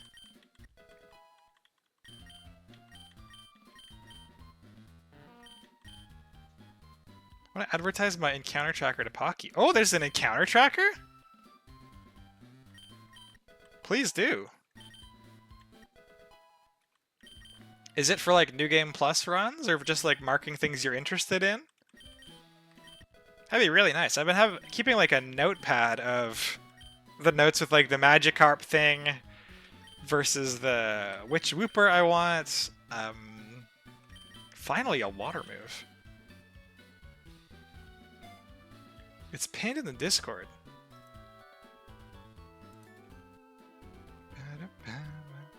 Encounter tracker. We're gonna advertise this for sure. Oh, that's cool. Okay, so this is like you could use this to mark off everything for a New Game Plus run, or things that are of interest. Blocks off roots and dupes to rip better. It blocks off dupes. Where is a dupe? We know that Magikarp's a dupe. So if I check Magikarp, oh, I need to make a copy probably. Is this my Pocky account? Let's make it. Oh, it's the Pocky account. Make a copy. Muffins.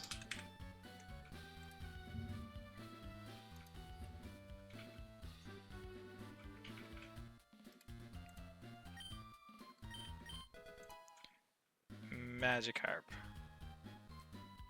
Does it auto-update? I may have misunderstood you.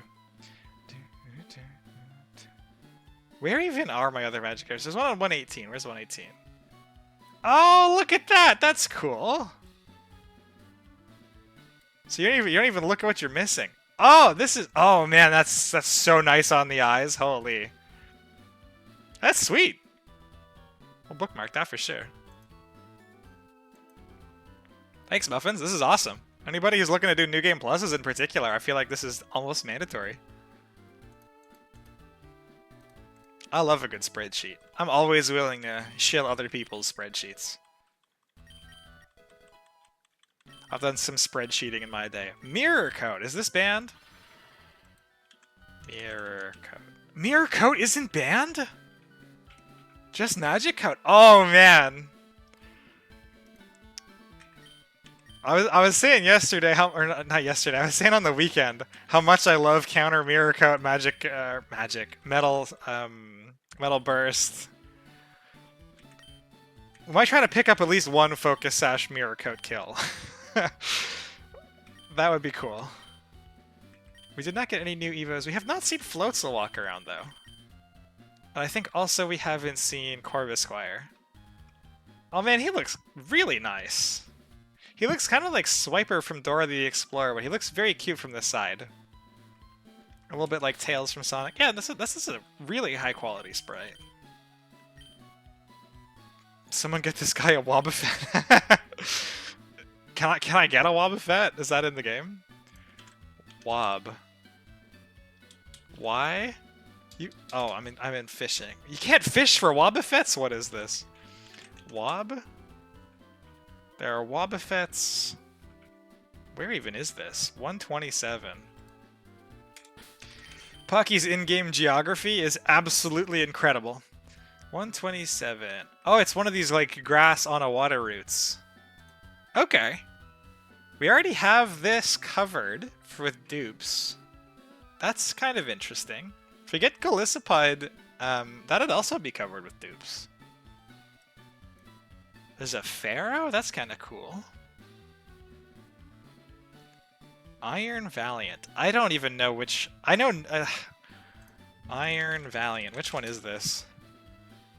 It's the one that looks like a Gallade. That makes sense given that it's the Gardevoir Gallade thing. Is this guy Steel type? He is. Does Smogon think he's good? Smogon thinks he's pretty good. Those stats are pretty impressive. Oh man, he gets Encore. Crazy. Not to get too sidetracked. It's in the ocean, it's part psychic. Okay. Knowledge of new mons continues to disappoint the masses, I'm sure.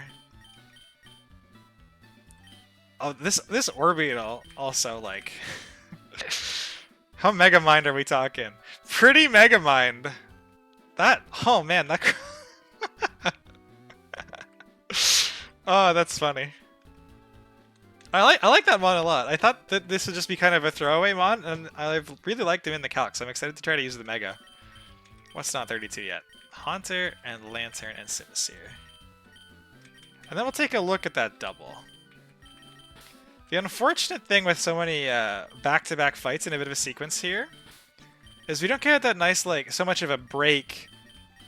Screw around a little bit of a new area, do some new encounters, get them leveled. Chat as you run around, because there's a little bit more of a density of content. But that's fine. It may just mean that there are some shorter streams, because some of the fight routing, like I was saying, takes me a long time. I'm still slow at this. Iron Val is at worst the second best Paradox Mon. Really? What makes him the second best Paradox Mon? Is it just that he's got a fighting type, and that's really good into the E4 by the time you're trying to get them?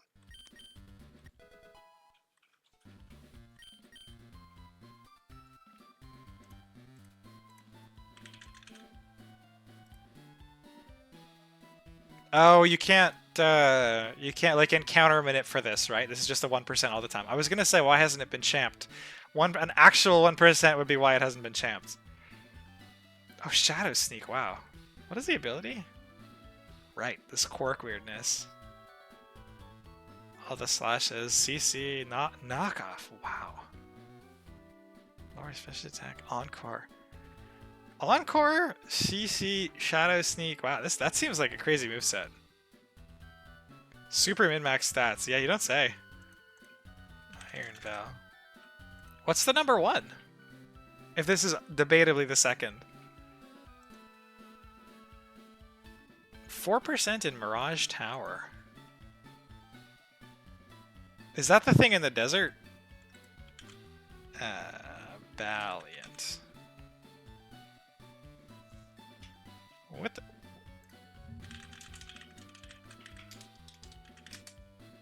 It is the thing in the desert, okay. 4%. So you got 4% here and a 1% later. Oh, this has got all the homies. And Mimikyu. We love it. We love a Mimikyu. Looks kind of like a Mega Mawile if you squint. Oh, I see. And the percent. This is just where you go to try to roll your odds. Gouging Fire and Fluttermane also have a case. I know which one Fluttermane is. Because it looks like a Misdreavus. Man, not even the RR Dex knows what Gouging Fire looks like. What the fuck is this mon? Oh, it's Entei. Okay. Okay. This one I have seen champed, right? Yeah. Yeah, okay. I thought so. Because this one you can flash fire for. That makes sense. This one seems not as min-maxed to me. I guess it just has so many friggin' stats.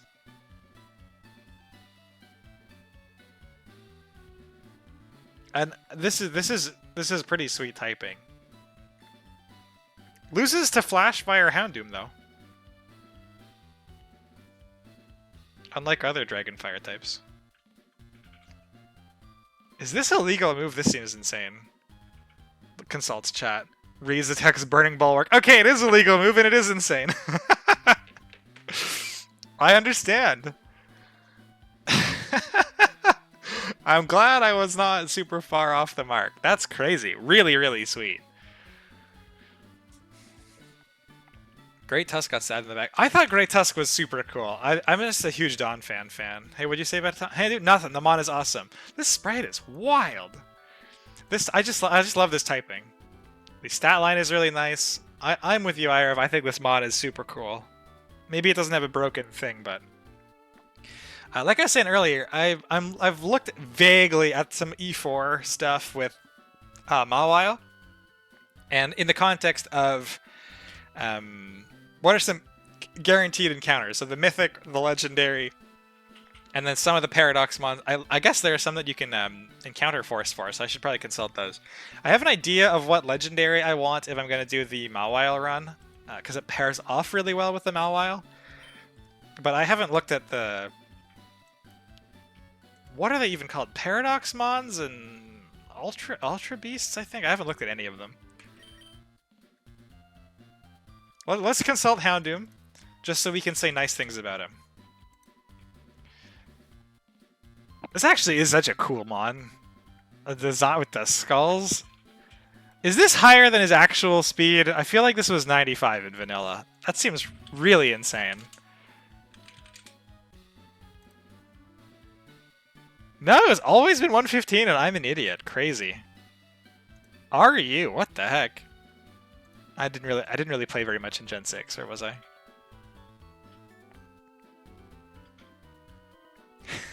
So funny. Sucker Punch is so nice. Ground Scald, yeah, this one is so cool. I would not mind one of those, just because they're really cool. Flash Fire would be nice. Is there such a thing as too much Flash Fire? He got an aura buff. He's the mascot. Oh, okay. Dark Aura. Houndoom. Powers up all Dark-type moves by 30... Wow. Okay. Off of 140? Dark is such a good stab move to begin with? I mean, frankly, just 110 Sucker Punch with 33% is crazy. You don't even need Dark Pulse. You can just Sucker Punch everything. Yeah, this was such a sweet pick. I was so excited when you went for it. This was easily the mon that I was the most hyped about in your list of... like, when you were going through the list of mons in the E4 run. Skeledirge was also really cool. Did not expect that one. I get the sense that a ghost and fire type is pretty good. So this means I gotta try to figure out how to get a Litwick. Litwick. 10% in Mirage Tower. Are there any other fire types on this floor? Or can I try to flash fire for it? Iron Moth, Iron Jugulus, and Slitherwing. I don't know what any of these mons are. Iron Moth. That's a fire type. Iron Jugulus. It's a mechanical Hydreigon, okay. And Slitherwing.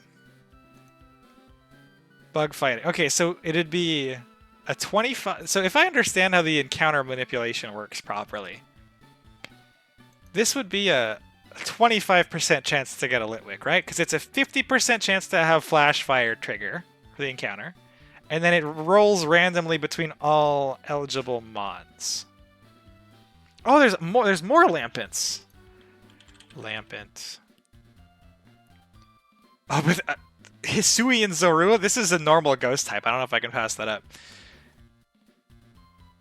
Oh, and Marowak A. Okay. Okay, so this is like... This is actually a really stacked Flash Fire read. That's nice.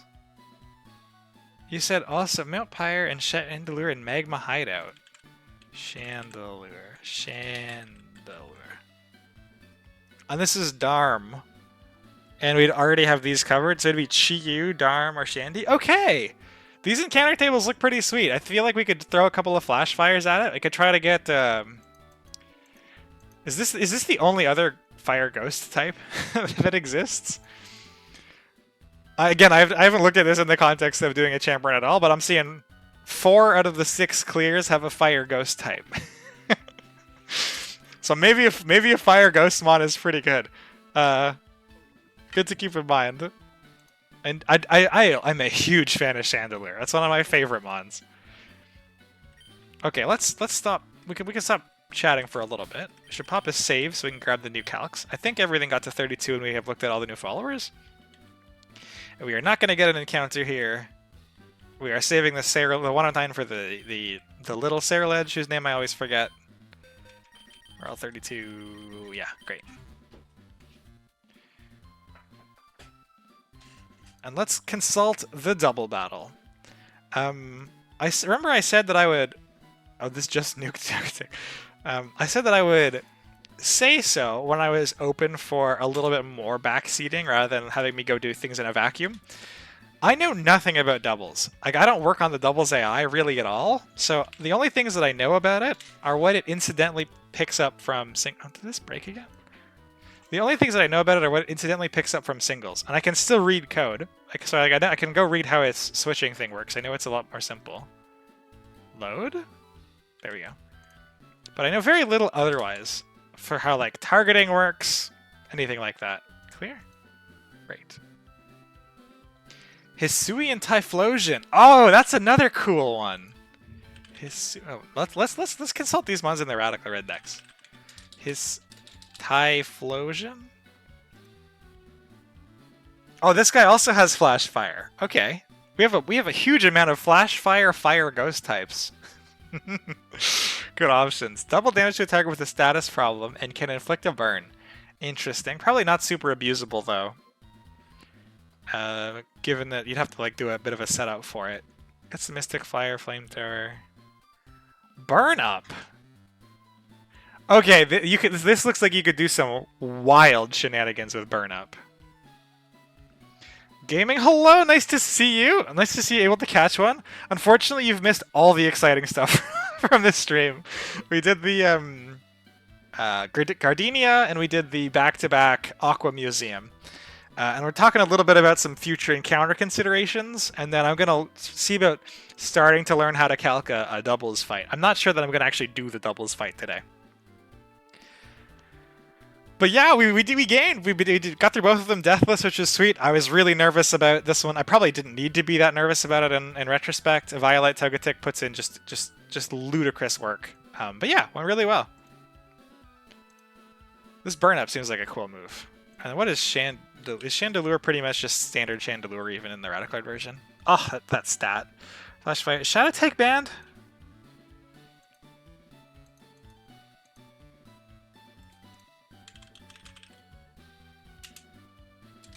Shadow Tag is not banned.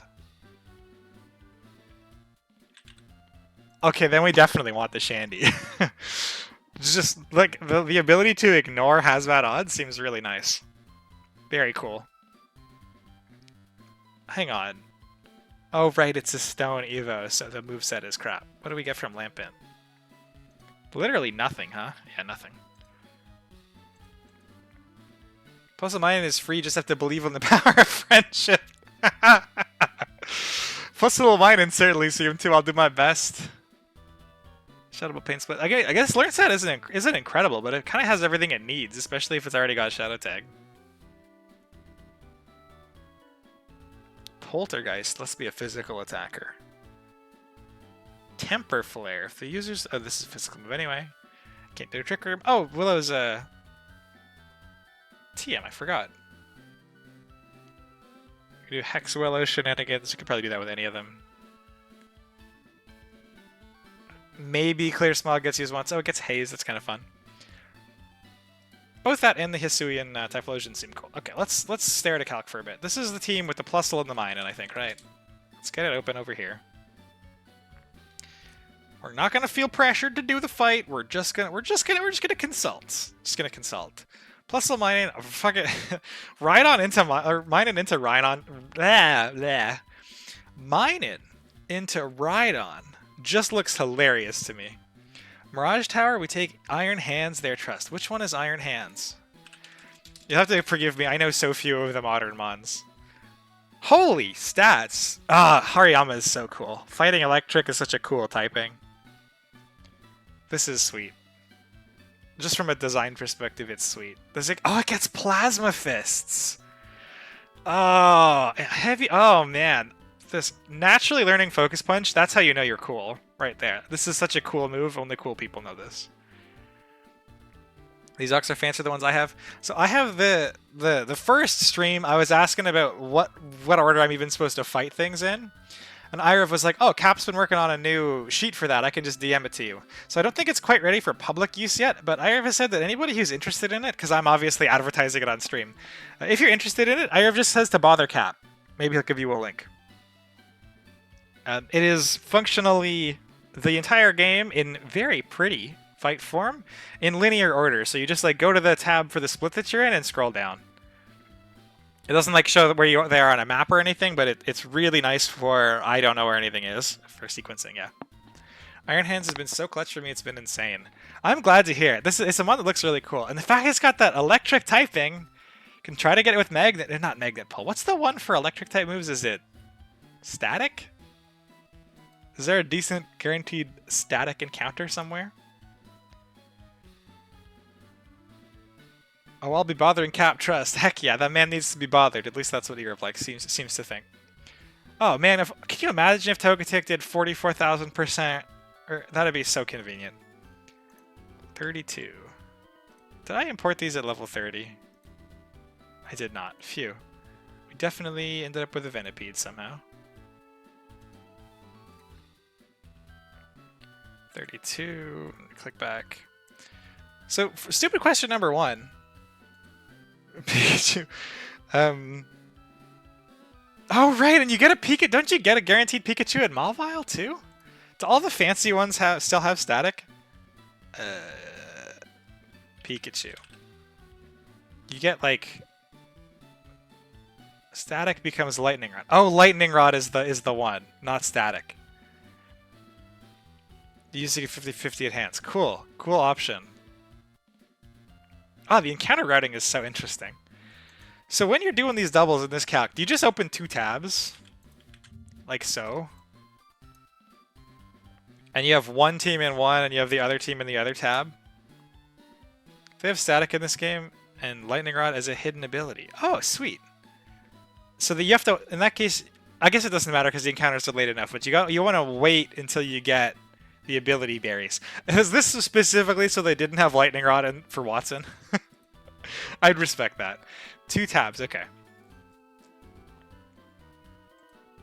So what are we looking at here? We're looking at some electric type Electro Web. Is this that lowers speed, right? Electro Web.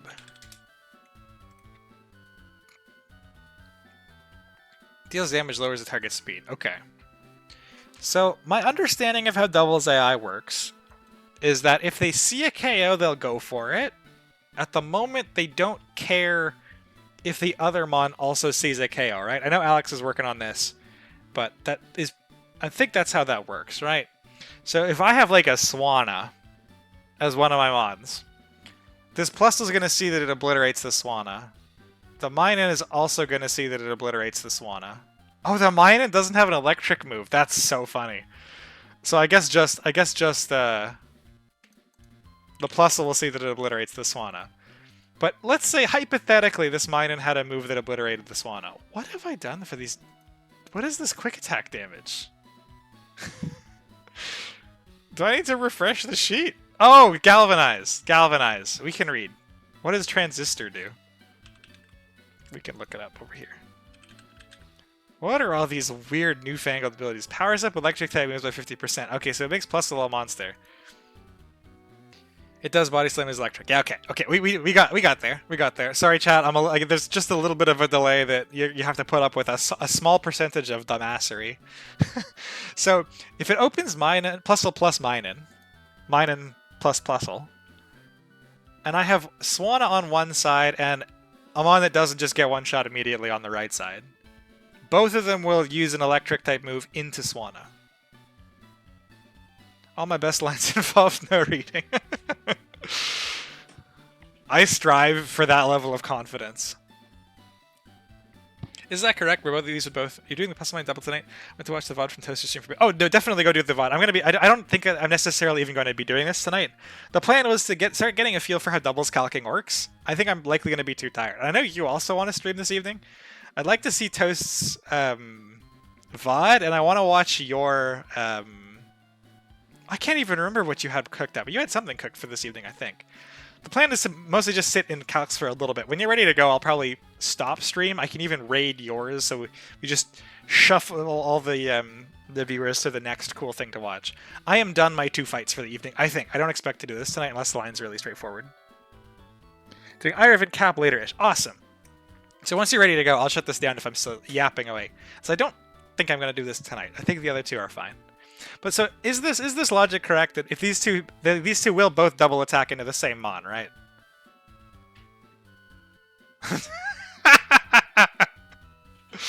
I mean, Ire's a pretty good-looking human. That bald head is pretty. I see the appeal. I'm gonna finish Ranger tomorrow, hopefully. Nice, man. Watching Mega Sceptile yesterday was hype as shit. That was so cool. So if this is how this works and they double into the same Mon, we get this free Lantern in, right? With Volt Absorb? Oh wow, the Minun does nothing into Lantern. The Plusle does nothing into the Lantern. Swanna should bait 2 electric heads into that slot, so free meal for Lantern. Okay, great. Glad my head's in the right spot. Couldn't believe what it was doing. That was awesome. That kind of makes me want to hatch a Trico egg. I think my understanding is that Meowscarada is like far and away the best grass thing you can hatch. I already have Chikorita for dupes, I suppose, but I do like me a Mega Sceptile. That one's pretty cool. Sit there for several business days, kind of like Executor on the Gardenia. Lantern sitting here for several business days is very awesome. This does not have a Wakan Berry? I'm surprised I do so little damage. That is a special attack stat and a half. What if I have what if I have Spark? How does Spark compare to Shockwave? What if I'm Adamant?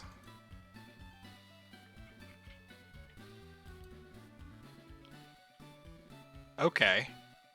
We like the look of Adamant Spark. Maybe we don't go Adamant. Maybe we go Mixed Attacker. So Rhydon probably has 30 because that'd be annoying, right? Oh no, he's got Lightning Rod. So I guess hence he'd pull all your Lantern shenanigans. Does not have Sturdy. Does have Eviolite. Bubble Beam almost kills With Eviolites? Is Lantern like the greatest mon in the game for this double? Because it looks like it. Like I just outspeed and kill it? Mantine doesn't do anything to me, and then I outspeed it, or I don't outspeed the Mantine, but I definitely just kill it. This I outspeed and kill. Yeah, pretty much. Okay, this is not that hard of a double. Okay, as somebody who's never done a Nuzlocke double before, this is a really nice double to start us off with. Like the best mon in the game, this having lightning rod to like kind of catch you up, having a lantern do this well to it is really nice.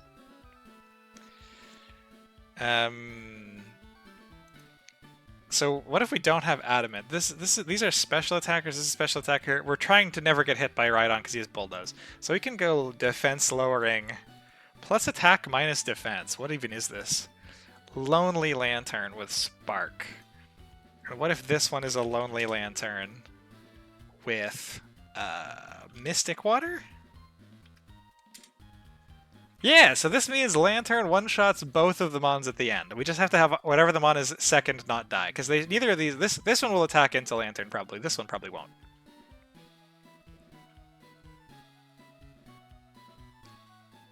Double can be really scary for some boxes. Oh, I can have... I'm already... I have no idea what I would do without a Lantern.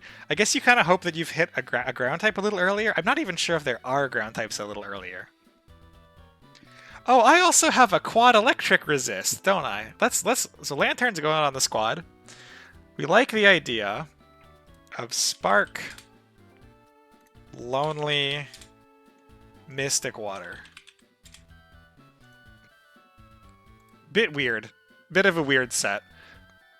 But we like this idea. I'll do the same here. Spark, Lonely, Spark. Save. Nope. Right click. There we go. We do have a quad grass resist. Don't forget to hit the doubles button. What is the double? Oh, is this for like... Oh, okay, so it like halves the icy wind damage and stuff for you. Or not halves, but you know what I mean. Like it accommodates the doubles rolls. Which I guess is... I didn't even realize Bulldoze was a spread move. Christ. Good catch, thank you for that. I didn't realize that that was even a thing. I mean, I knew that the damage gets split with things like Rock, Slide, Surf, or whatever, but good catch. So we do not want to have this mon in with Mantine. Mantine can beat the Executor. Can Rhydon do anything into Executor? Probably not. Definitely looks like that is the case. How does this mon do into Plusle Minen? Ah, I got the Signal Beam, okay. That's not too bad, though. Oh, and Seed Bomb really gets there, doesn't it? We want to kill... What do I want to come out first? I don't know that it matters. Actually, it does matter. We want the Rhydon to come out first so we can one-shot the Rhydon, and it turns off... Does Lightning Rod turn off Minen's Galvanize moves? Oh, it can't turn off Minen's Galvanize moves. I have to kill the Minen. Lightning Rod... Does Lightning Rod turn off Plusle's Charger Beam? I guess it probably wouldn't charge you into this anyways. It probably doesn't matter, but I believe it does, right? Lightning Rod pulls everybody's.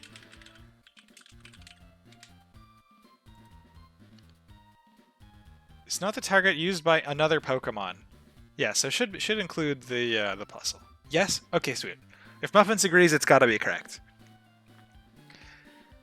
So if we have these two, I think it would be nice to kill the Minen first.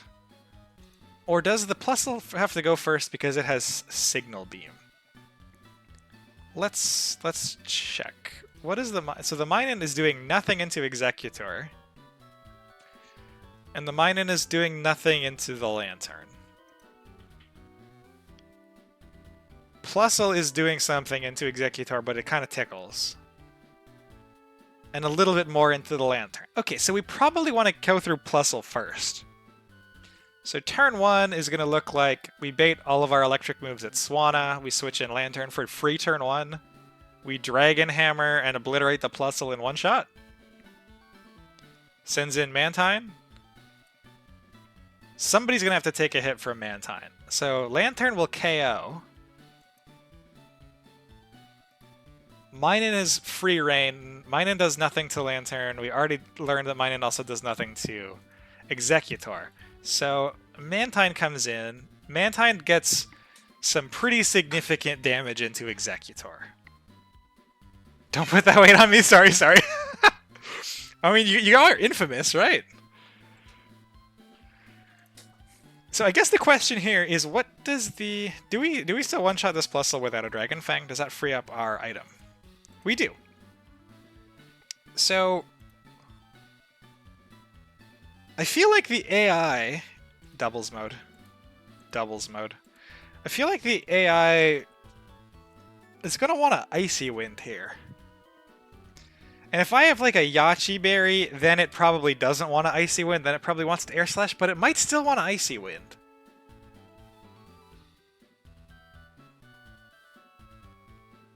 I'm not sure which of these two moves it goes for. I feel like Icy Wind might be... How bad is Icy Wind, now that I think of it? Because Icy Wind is going to lower Lantern's speed. And at -1, I doubt this outspeeds a Rhydon. Holy shit, it's a speed tie. That's obnoxious.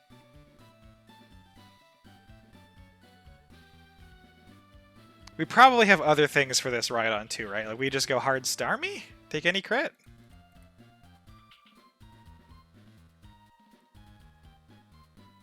Seal probably does too little damage. It's a physical attacker. Slowpoke? Not as good, but we can go hard Starmie. Okay, so team probably has a Starmie on it.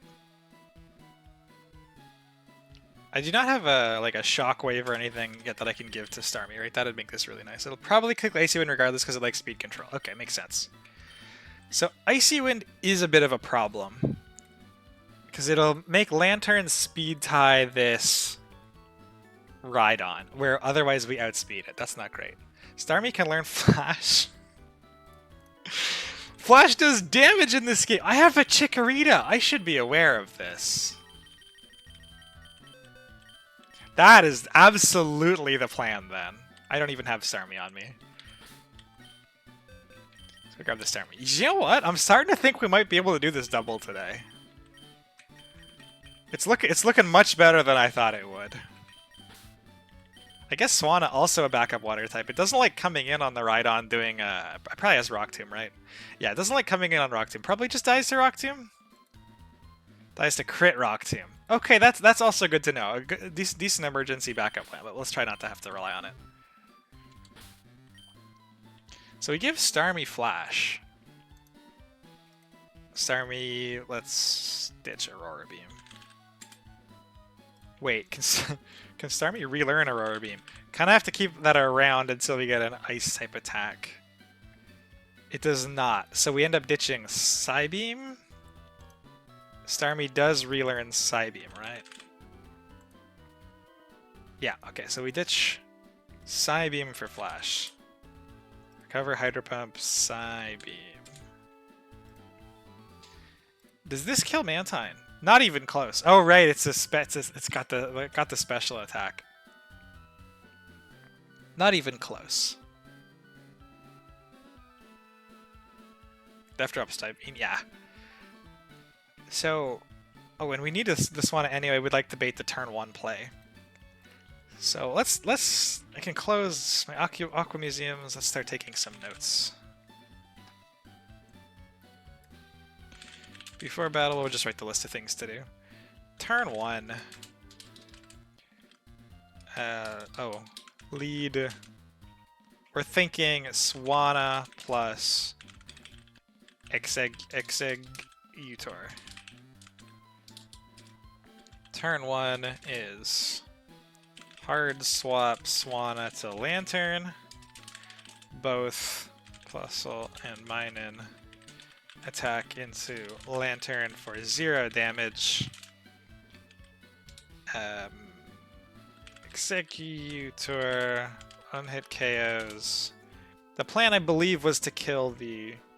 I say kill the Plusle is the only one that is actually a threat to these two. The Minun is not. Right. Minun does nothing to Lantern. Yeah, 12% grass nuts. We can even take crits of these for days, and Executor can also stand here for days. So we did want to go through the Plusle. One hit KOs Plusle with Dragon Hammer. Plusle double.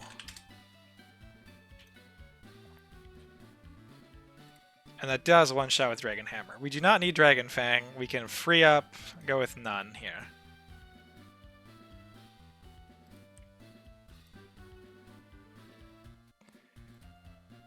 Dragon Hammer. So we probably want Seg. Adamant.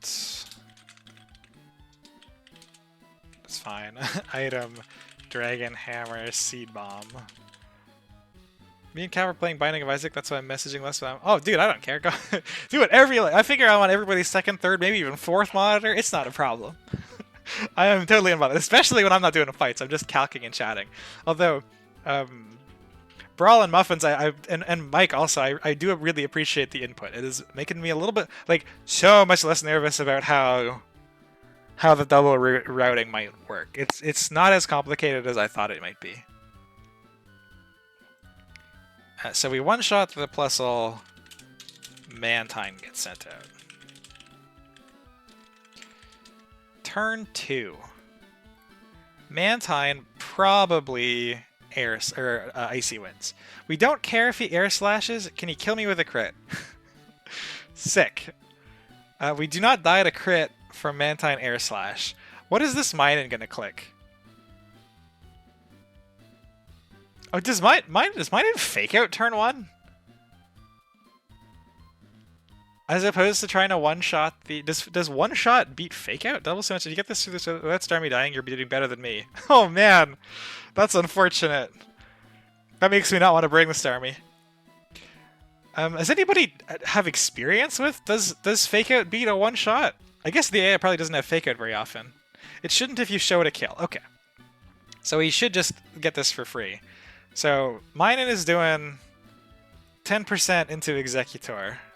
Minun is doing 12% Grass Knot. Grass Knot is, so he's probably body slamming into Executor, which means this crit air slash would be bad. We don't think we're getting crit air slash though. We do think we're being icy winded, and we do take a crit icy wind in doubles. We take 2 crit icy winds in doubles. That's cool. So I think the plan on turn 2 is we eat the Icy Wind. Or at least we expect to eat the Icy Wind. Expect Icy Wind from Mantine. Cautious of crit air slash maybe berry. We don't have Executor's item spoken for yet, so if we need a flying resist berry, and if this is the only threat for the fight, we can do that. Minun fake out it over a slow kill for me. Ooh. The Minun... Ooh, it's a speed tie. We need slow Swanna. That is some excellent insight. Where is minus anything minus P? Brave Swanna, first ever Brave Swanna. I mean, it looks like a pretty brave Swanna leading out into a Minun Plusle. Brave Swanna. Brave Swanna. Good catch. So, fast kill would be good. I don't think the fake out shouldn't matter that much. One-shotting the Plusle is huge. If we don't one-shot the Plusle on turn 1, I think the line is still largely going to be okay. But if showing him a slow kill is going to do it, that'd be best. When Plusle can't. Doesn't have the priority anyways. Okay. Good catch. We will show them a fast kill. Brave Swanna. We're expecting the Icy Wind for Mantine. With our lonely... Lantern, lonely, mystic water, spark, bubble beam. Lantern should one-shot, not this mon. Lantern should lonely, mystic water, 100% guaranteed to one-shot the Mantine. Lantern, Spark, one-hit KOs, Mantine. And then Executor. We would like to one-shot this mine in. Okay, so this is a roll even with Dragon Fang, so we're not going to be one-shotting this mine in. It's not like it's doing any damage. I think it's okay to just not one-shot the mine in. We'll just get damage off, and then we can even take the following turn to switch if we want. We can see where the mine in is attacking into. I suspect he'll be body slamming into Executor rather than grass knotting into Lantern. But we can watch for this, right? Like, whatever he does the first time, we don't one-shot him. We assume he does whatever he does the first time a second time. So whichever of these slots the mine is not attacking into, we go Starmie? Oh, is this how you lost your Starmie? You switched it out with just the mine left, and he just one-shot you with a body slam or something. Dang it. Wakan Starmie? Yeah. That's the plan. We get in with Wakan Starmie on whatever we think the Minun is less likely to attack. Then the Minun dies to the second hit of Executor. And then we have a Starmie at some arbitrary amount of HP. Oh, we need to hit a 96% accurate Hydro Pump. I tried to flip turn Minun turn 1, but it fake out instead of body slam. I see.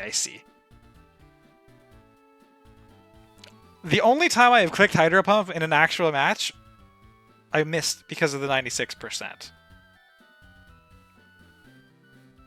Leaning on 96% Hydro feels kind of suspicious.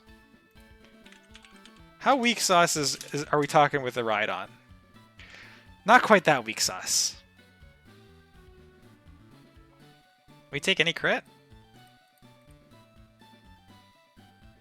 We still outspeed at -1? Guys, I think it might be Water Gun Starmie.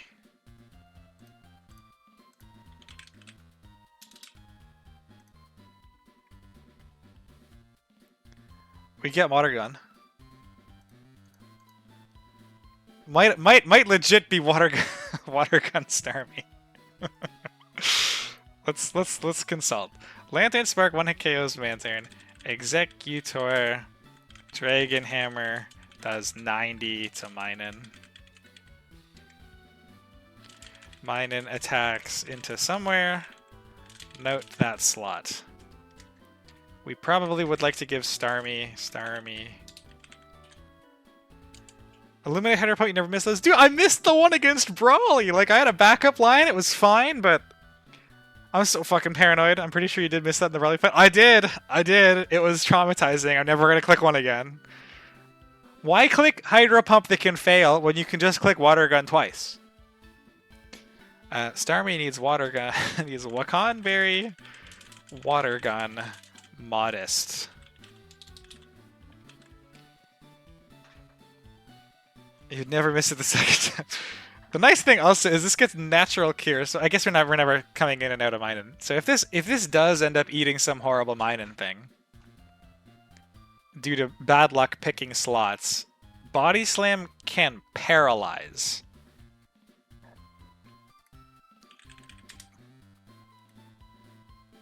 Paralyzed Starmie still outspeeds Rhydon.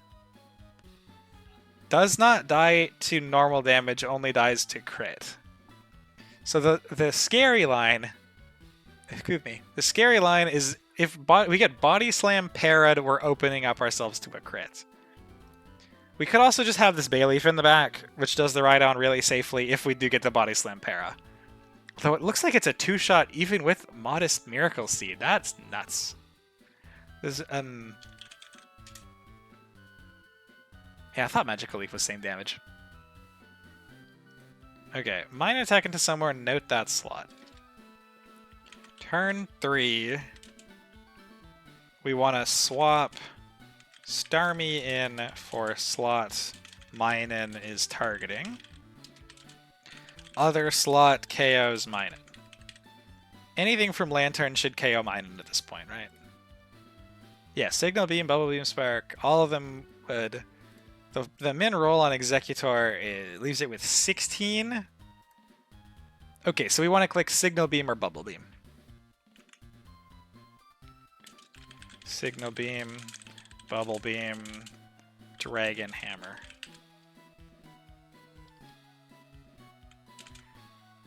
Presumably Minun does minimal damage. Worst case, it paras Starmie.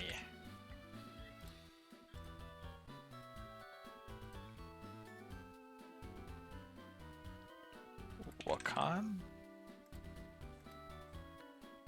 Water Gun. Yeah, so crit body slam never kills Starmie on switching, which is nice. So if we do get this in for free and then Minun dies, the fact that we got this in for free means that Rhydon is free. We always outspeed at -1. And we never die to crits. If we do not get Starmie in for free, the backup plan is, okay, we tried, we go Bayleaf. Whatever the second Mon is... He has no like uniquely good attacks into Executor. He does uniquely have good attack into Lantern, so we expect the Rhydon to bulldoze the first time. That means we could even go Swanna. Both are speed control. This actually hits the Lantern, hits both of my Mons. Why was Starmie -1 speed in case you got parried? It was in case it got bulldozed after water, because it's not running Hydro Pump, it's running Water Gun. So it's a 2-hit KO. Oh, I guess I get to attack with 2 Mons though, so it probably is just a one-shot with the other Mon anyway. But yeah, it was because it's got to take 2 hits with Water Gun.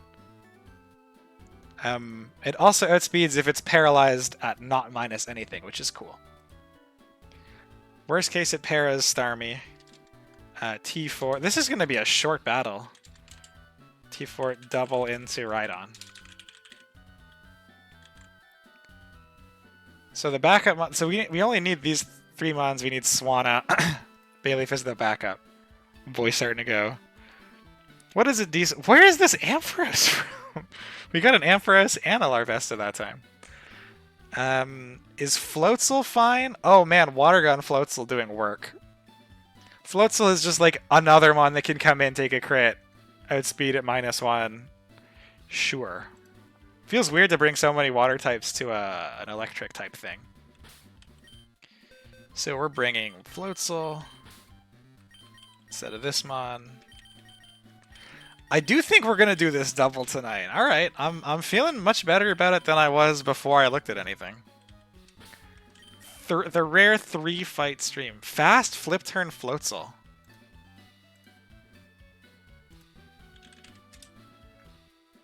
Oh, that's cool. I mean, I guess this is just another way to get into Bayleaf. I feel like I have 100 different ways of dealing with this Rhydon, and we're just going to bring a pile of them so we have contingencies on contingencies. So Bayleaf, I think we can just leave Bayleaf as it is. Modest Miracle Seed, Mega Drain, yep. This Starmie needs Water Gun. Strictly superior move to Hydro Pump. Not close.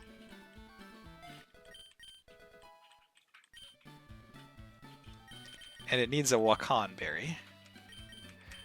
The nice thing about doing these fights right after planning them, though, is that I'm not as worried about forgetting details. Because we just planned it. So that's Wakan Starmie. Modest. This is already modest, right? Like -1. If we're -1 and parad, Timid's not going to help us. If we're parad, it's just fine. Okay. This guy is adamant. Oh, this guy has a free item. Okay, so that means we do get to give him the Yachi Berry. So he's still looking healthy into a crit. Or sorry. Crit Icy Wind and doubles, he's always fine. We get to give him the Flying Resist Berry. So if this is randomly a crit Air Slash, we're not dead. That's what this note is about over here. Berry. What is the Flying Berry? Flying resist berry Pokemon. Koba berry. Don't think I've ever put a Koba berry on anything before. Maybe once in the like Mega Pinsir Terror days, but probably not. Switch to a Koba berry.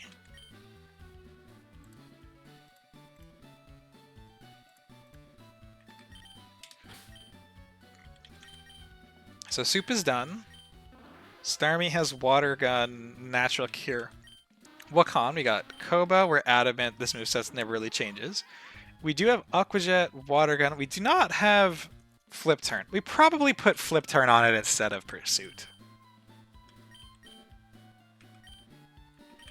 I don't think it'll get used here. But I'd rather be, you know, layers and layers of caution, as I'm sure you guys are also also tend to do.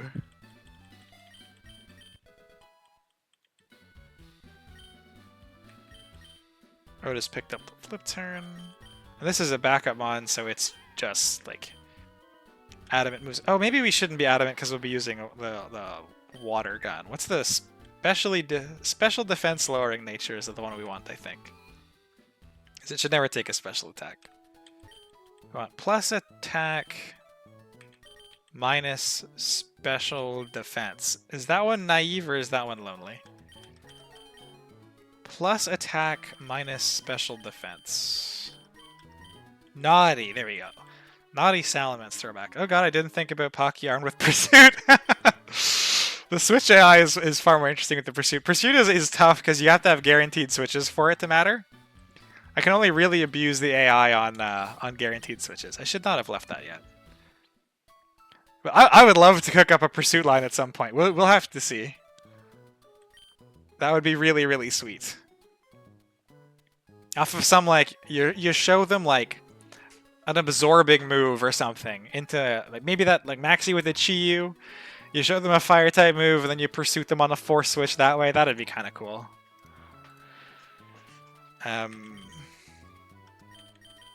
The actual the big guns for me is when the AI has U-turn, as we saw on the back-to-back the Aqua grunts in the Whismer Cave and the first rival fight in Restboro. Definitely the best tool that the AI can possibly have for me is U-turn. We just finished this one. We just finished Floatzel's Naughty. Lantern had a weird setup, right? Yeah, Lonely, Volt Absorb, Mystic Water. We have Volt Absorb.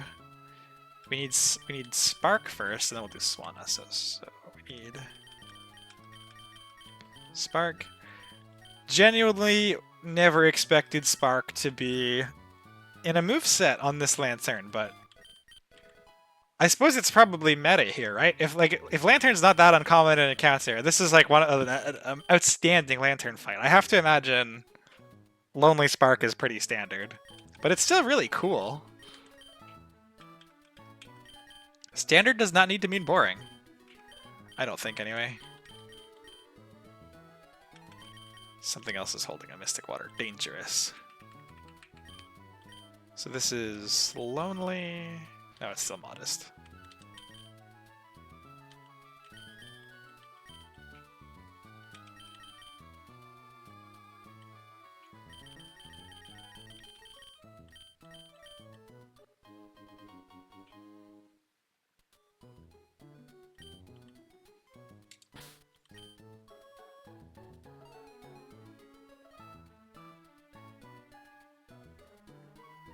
Just now thinking, if Lantern is the mon that is not getting attacked into by the Minun,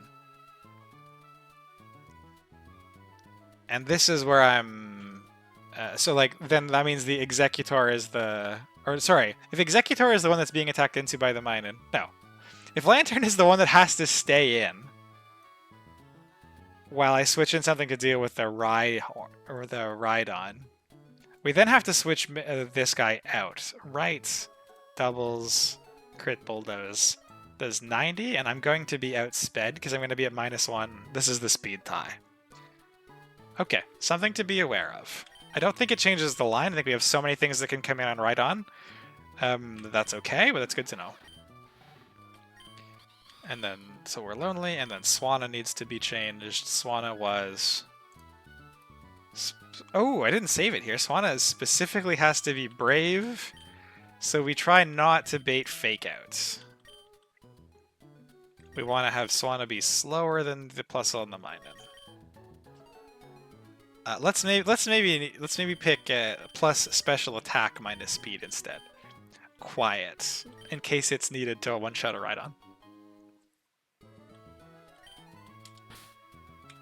And its item didn't matter. It cannot be Mystic Water. Can't be Mystic Water. Because we're already using Mystic Water on our Lantern. Oh, I guess this can also... This is another... This Rhydon is dead like 6 ways to Sunday, feels like. So this can be... What is... Like a this would be a good rock resist berry, because then Swana could come in, eat probably any crit. What is the rock resist berry?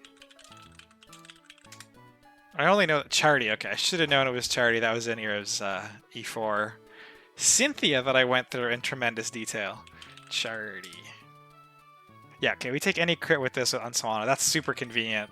We're definitely gonna go with that. And it's legal. And that's secondary, but still important.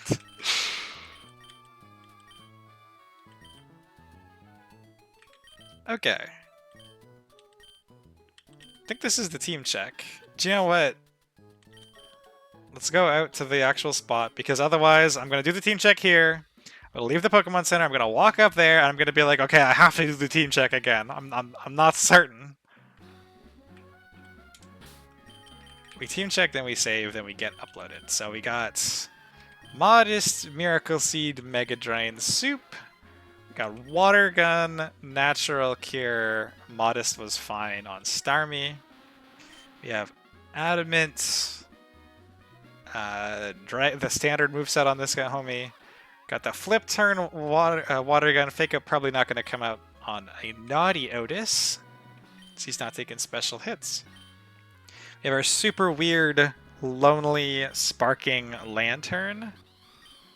And we have our Bubble Beaming, probably just Bubble Beaming, Quiet, Charty, Swana. Do one last double check for all the explicit things. This was Mystic Water.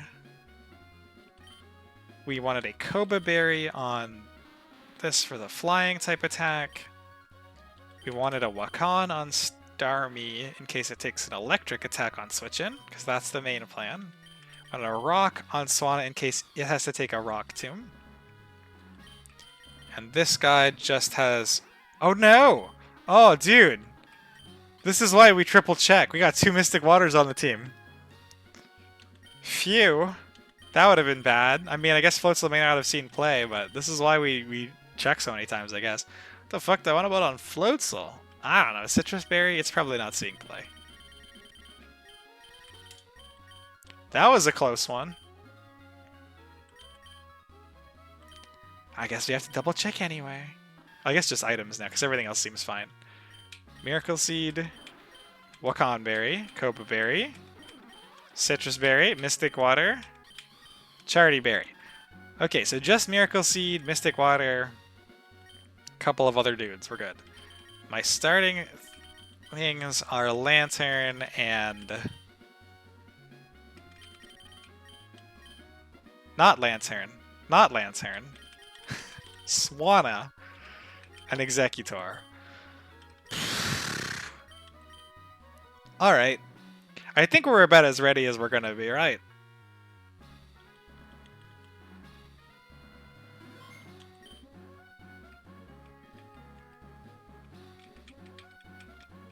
Some back and forths for luck.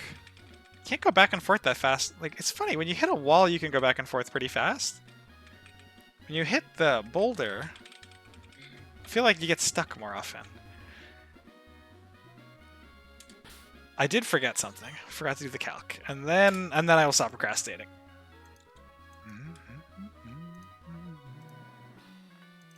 Save 32, load.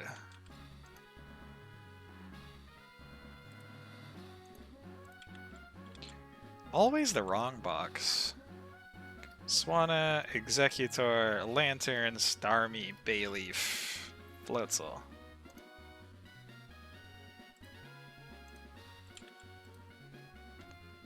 Swana, Executor, Lantern, Starmie, Floatsoul, Bayleaf. That order is not exactly the same, that's fine. Here we go.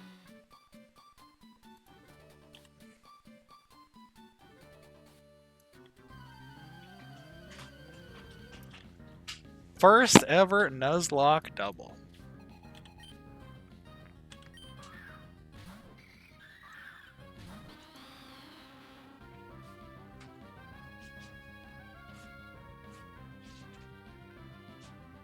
These are not on the sides I expected them to be on. I don't think that matters.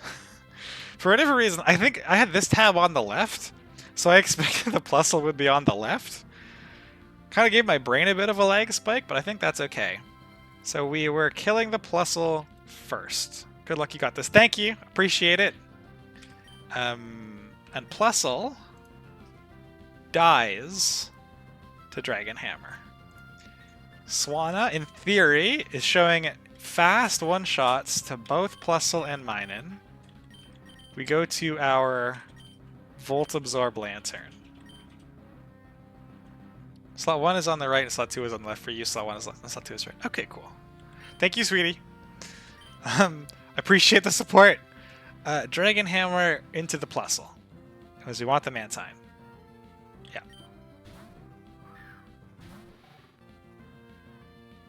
Still fake outs. I guess it doesn't matter because Volt Absorb. But that's really interesting. Even in the face of a fast one-shot, he still goes for fake out.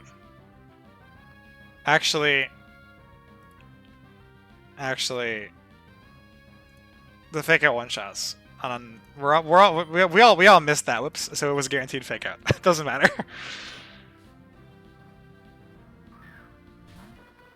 So here we got Mantine. So now we're looking at this Minun doing nothing to either of these two mons, but we want to watch where he attacks. We're expecting Mantine to crit an Icy Wind, which would do 70 to my Executor, but it would not kill it. And Lantern one-shots it with Spark 100% of the time. So we're throwing our Dragon Hammer damage at the Minun. Yeah. So we Spark, not Shockwave, the Mantine. We Dragon Hammer the Minun. I could maybe take the time to set up a Reflect here if I really wanted, but... So he does Grass Knot into the Lantern instead of Body Slamming. That's interesting. Does it do more damage by a lot? I guess, I'm not sure why he's preferring this into Lantern above Body Slamming into Executor. But the rolls are so low and so comparable, they might just see them both as equally shit and just picks one randomly. It's possible this is random, which is why Starmie's got the Wakan Berry, it's fine. Holy! Okay. I think it's pretty clear from the team planning we did not need that crit to win cleanly. Doubles random if no kill, okay. Pretty sure we did not need that crit to win this cleanly, but we'll take it. Big Egg, absolutely. One of the key masterminds behind the entirety of Pokemon Emerald expansion existing at all. The ROM hack base that this whole hack is based off of, his name is Dizzy Egg. He is the biggest, baddest egg. I maybe should have named this guy Dizzy. That would have been more appropriate. I don't even think we need to switch now. Let's see what crits do in doubles into Lantern. So, crit Bulldoze. He should be bulldozing for the speed control, I think. And just the huge damage. So, crit Bulldoze does 116. How do I see how much health I have in a double battle? Can you do that? Oh! Start! Button mashing worked. So I'm at 109. So Bulbs does die to some crits of Bulldoze. So Bulbs can't stay in. Executor 2 shots with Seed Bomb. It will not outspeed after the Bulldoze, at least, that's for sure. So it could be Bulldoze. It's probably Bulldoze. I'd be very surprised if it's not Bulldoze. And we have the Chardy Berry to take a crit Rock Tomb on switch in. So I think we just keep this to the team of 3 solos the fight. We switch Lantern into Swanna, expecting a Bulldoze, but being okay if it's any move critting me. And then we Seed Bomb the Rhydon. Should be Bulldoze. We think it's Bulldoze. Did your Lantern take a speed drop? I'm pretty sure there was an Icy Wind there, but I'll be completely honest with you. I was so distracted by the Executor crit, I'm not 100% certain. So we're being max careful. I'm gonna have to watch the VOD to even know what move the Mantine went off. But actually, Executor didn't take damage, so... Oh! Oh, I know what happened. We won the speed tie. Wait. This wasn't a speed tie? Why did I think this was a speed tie?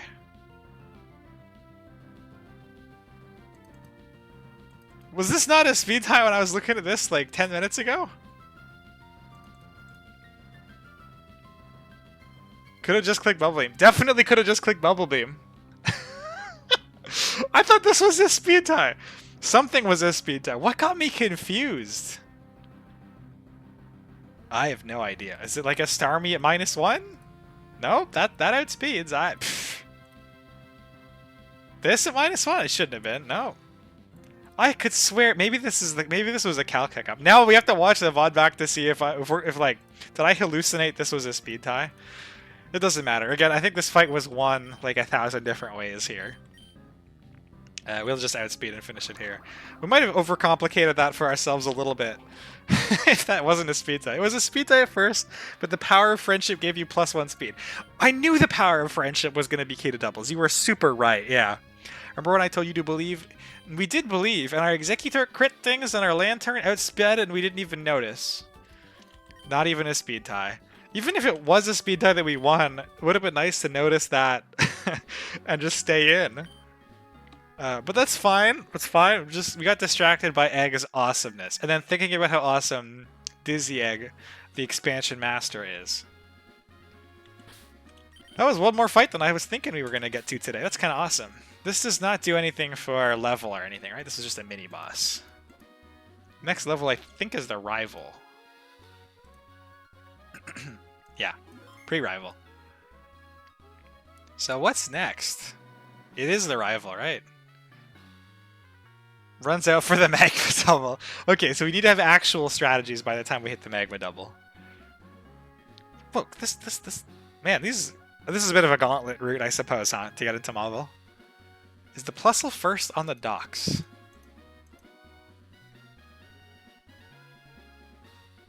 Where am I looking?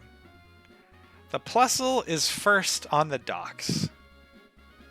And the Plusle was in the left slot, which is the AI's first slot. So I think that all lined up properly. I just had my tabs in the wrong order. So we're getting... This one has a... Dragonair versus Mantine, Whimsicott versus Gorybus. I'm interested if one of these two fights is, like, considered easier than the other. Or I guess 3 fights. Wow, this is a fully... That looks kind of scary. I guess the moveset's a little bit weaker. Dragon Steel. I do not think I would want to tango with this one. They're on the right side of the enemy gamers. Okay, awesome. It doesn't matter what we think about the other ones, I guess. This is the one that we're going to get. Get this Crobats. I guess we can just throw this up in the calcs. This one I really do not think under any circumstances I'll be doing tonight, because I want to see if I can get a funky align with the U-turns. Because it's more entertaining. Route 110... Yeah, this is the team, right? It doesn't matter that it's Brendan as opposed to... Oh no, it is Brendan. This is exactly ours.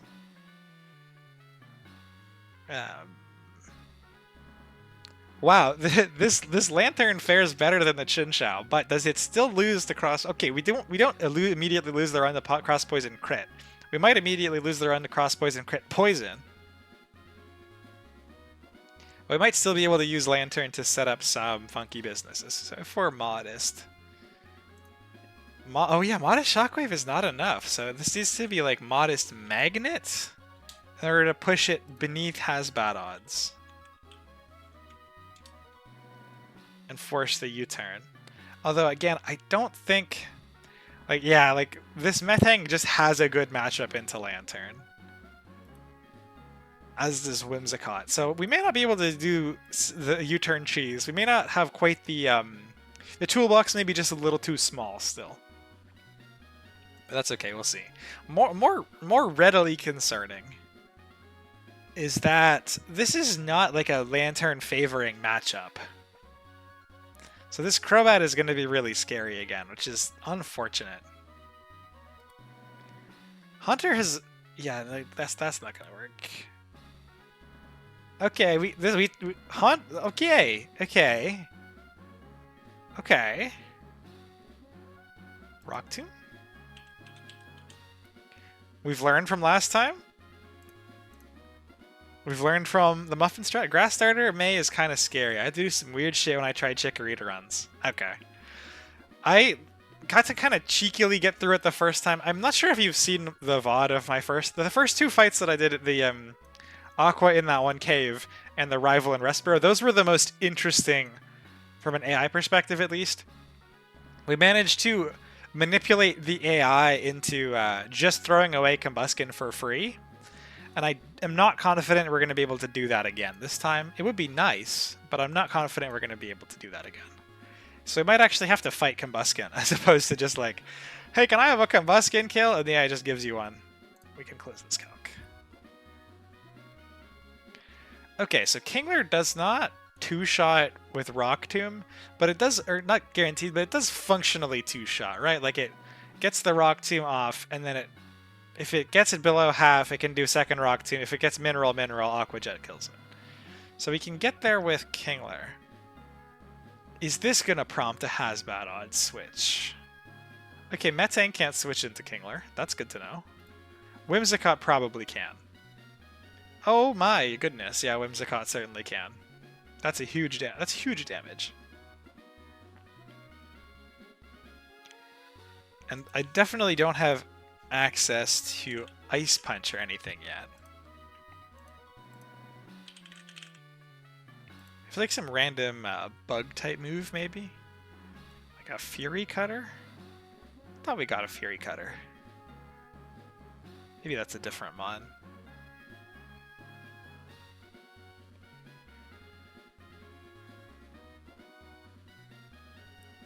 Oh, Cut.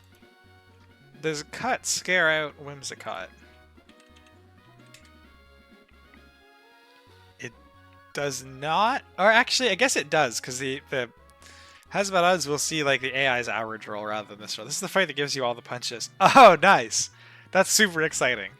Cut should scare this out because it sees that it can't come in on a Cut, and then its average roll doesn't one-shot me. 1, 2, 3, 4, 5, 6, 7, 8, 9. Yeah, 9th roll doesn't kill me. So, Cut keeps out the Whimsicott. Kubfu does not 1v1 me. Combuskin does not 1v1 me. Oh man. So this might mean... This might mean that we can Rock Tomb with Kingler and then have him fall into the same trap that Irav used in his Phoebe 2 Elite Four. The same trap that I used on the Rival the first time to kill the Combuskin for free. Where it's like, you don't one-shot, the AI does not one-shot the player. The player does one-shot the AI. The AI does two-shot, I think. They do reasonable U-turn damage. So, it's possible, depending on rolls, we may be able to do the same manip, but with Kingler instead? Probably roll dependent. Especially if we can get it beneath half.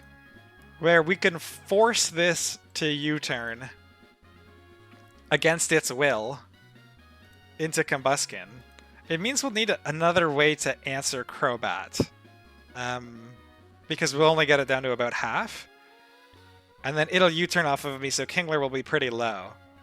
But if this setup means that it sees no Mons come in, actually, I think it would see that.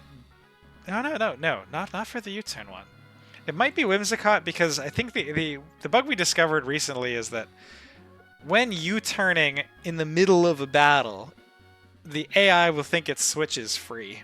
So this might be free cut damage on Whimsicott, and unfortunately cut into Aqua Jet doesn't kill. What if we give this... What is this steel boosting item? I don't even know. Steel boosting held item.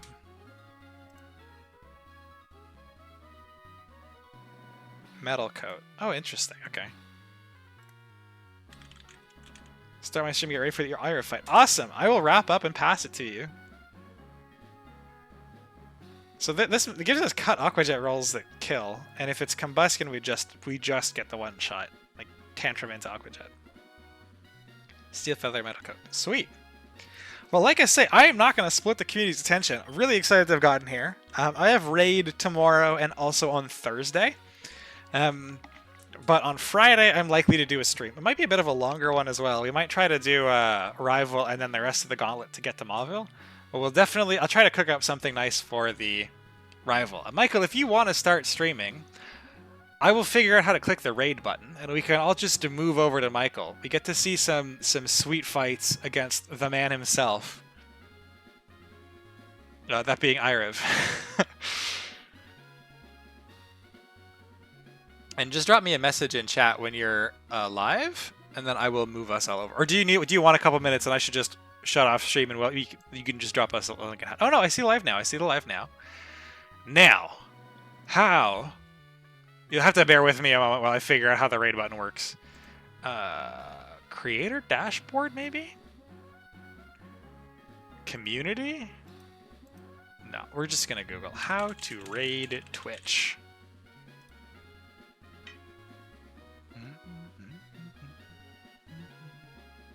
Broadcaster can see recent raids from there. Moderators can... how do I do the raid? Choosing raid recipients. Select the raid channel quick action in the creator dashboard. There's a raid channel quick action in the creator dashboard. Haven't raided. Okay, there's a raid browser. I would like to filter this to exactly the person I want to raid. How do I raid someone directly? Search. Michael? Hawk. This one. Okay. We click start raid. And we might... I'm not sure when it's going to cut me off, but thank you all for hopping in, and I'll see you on Friday.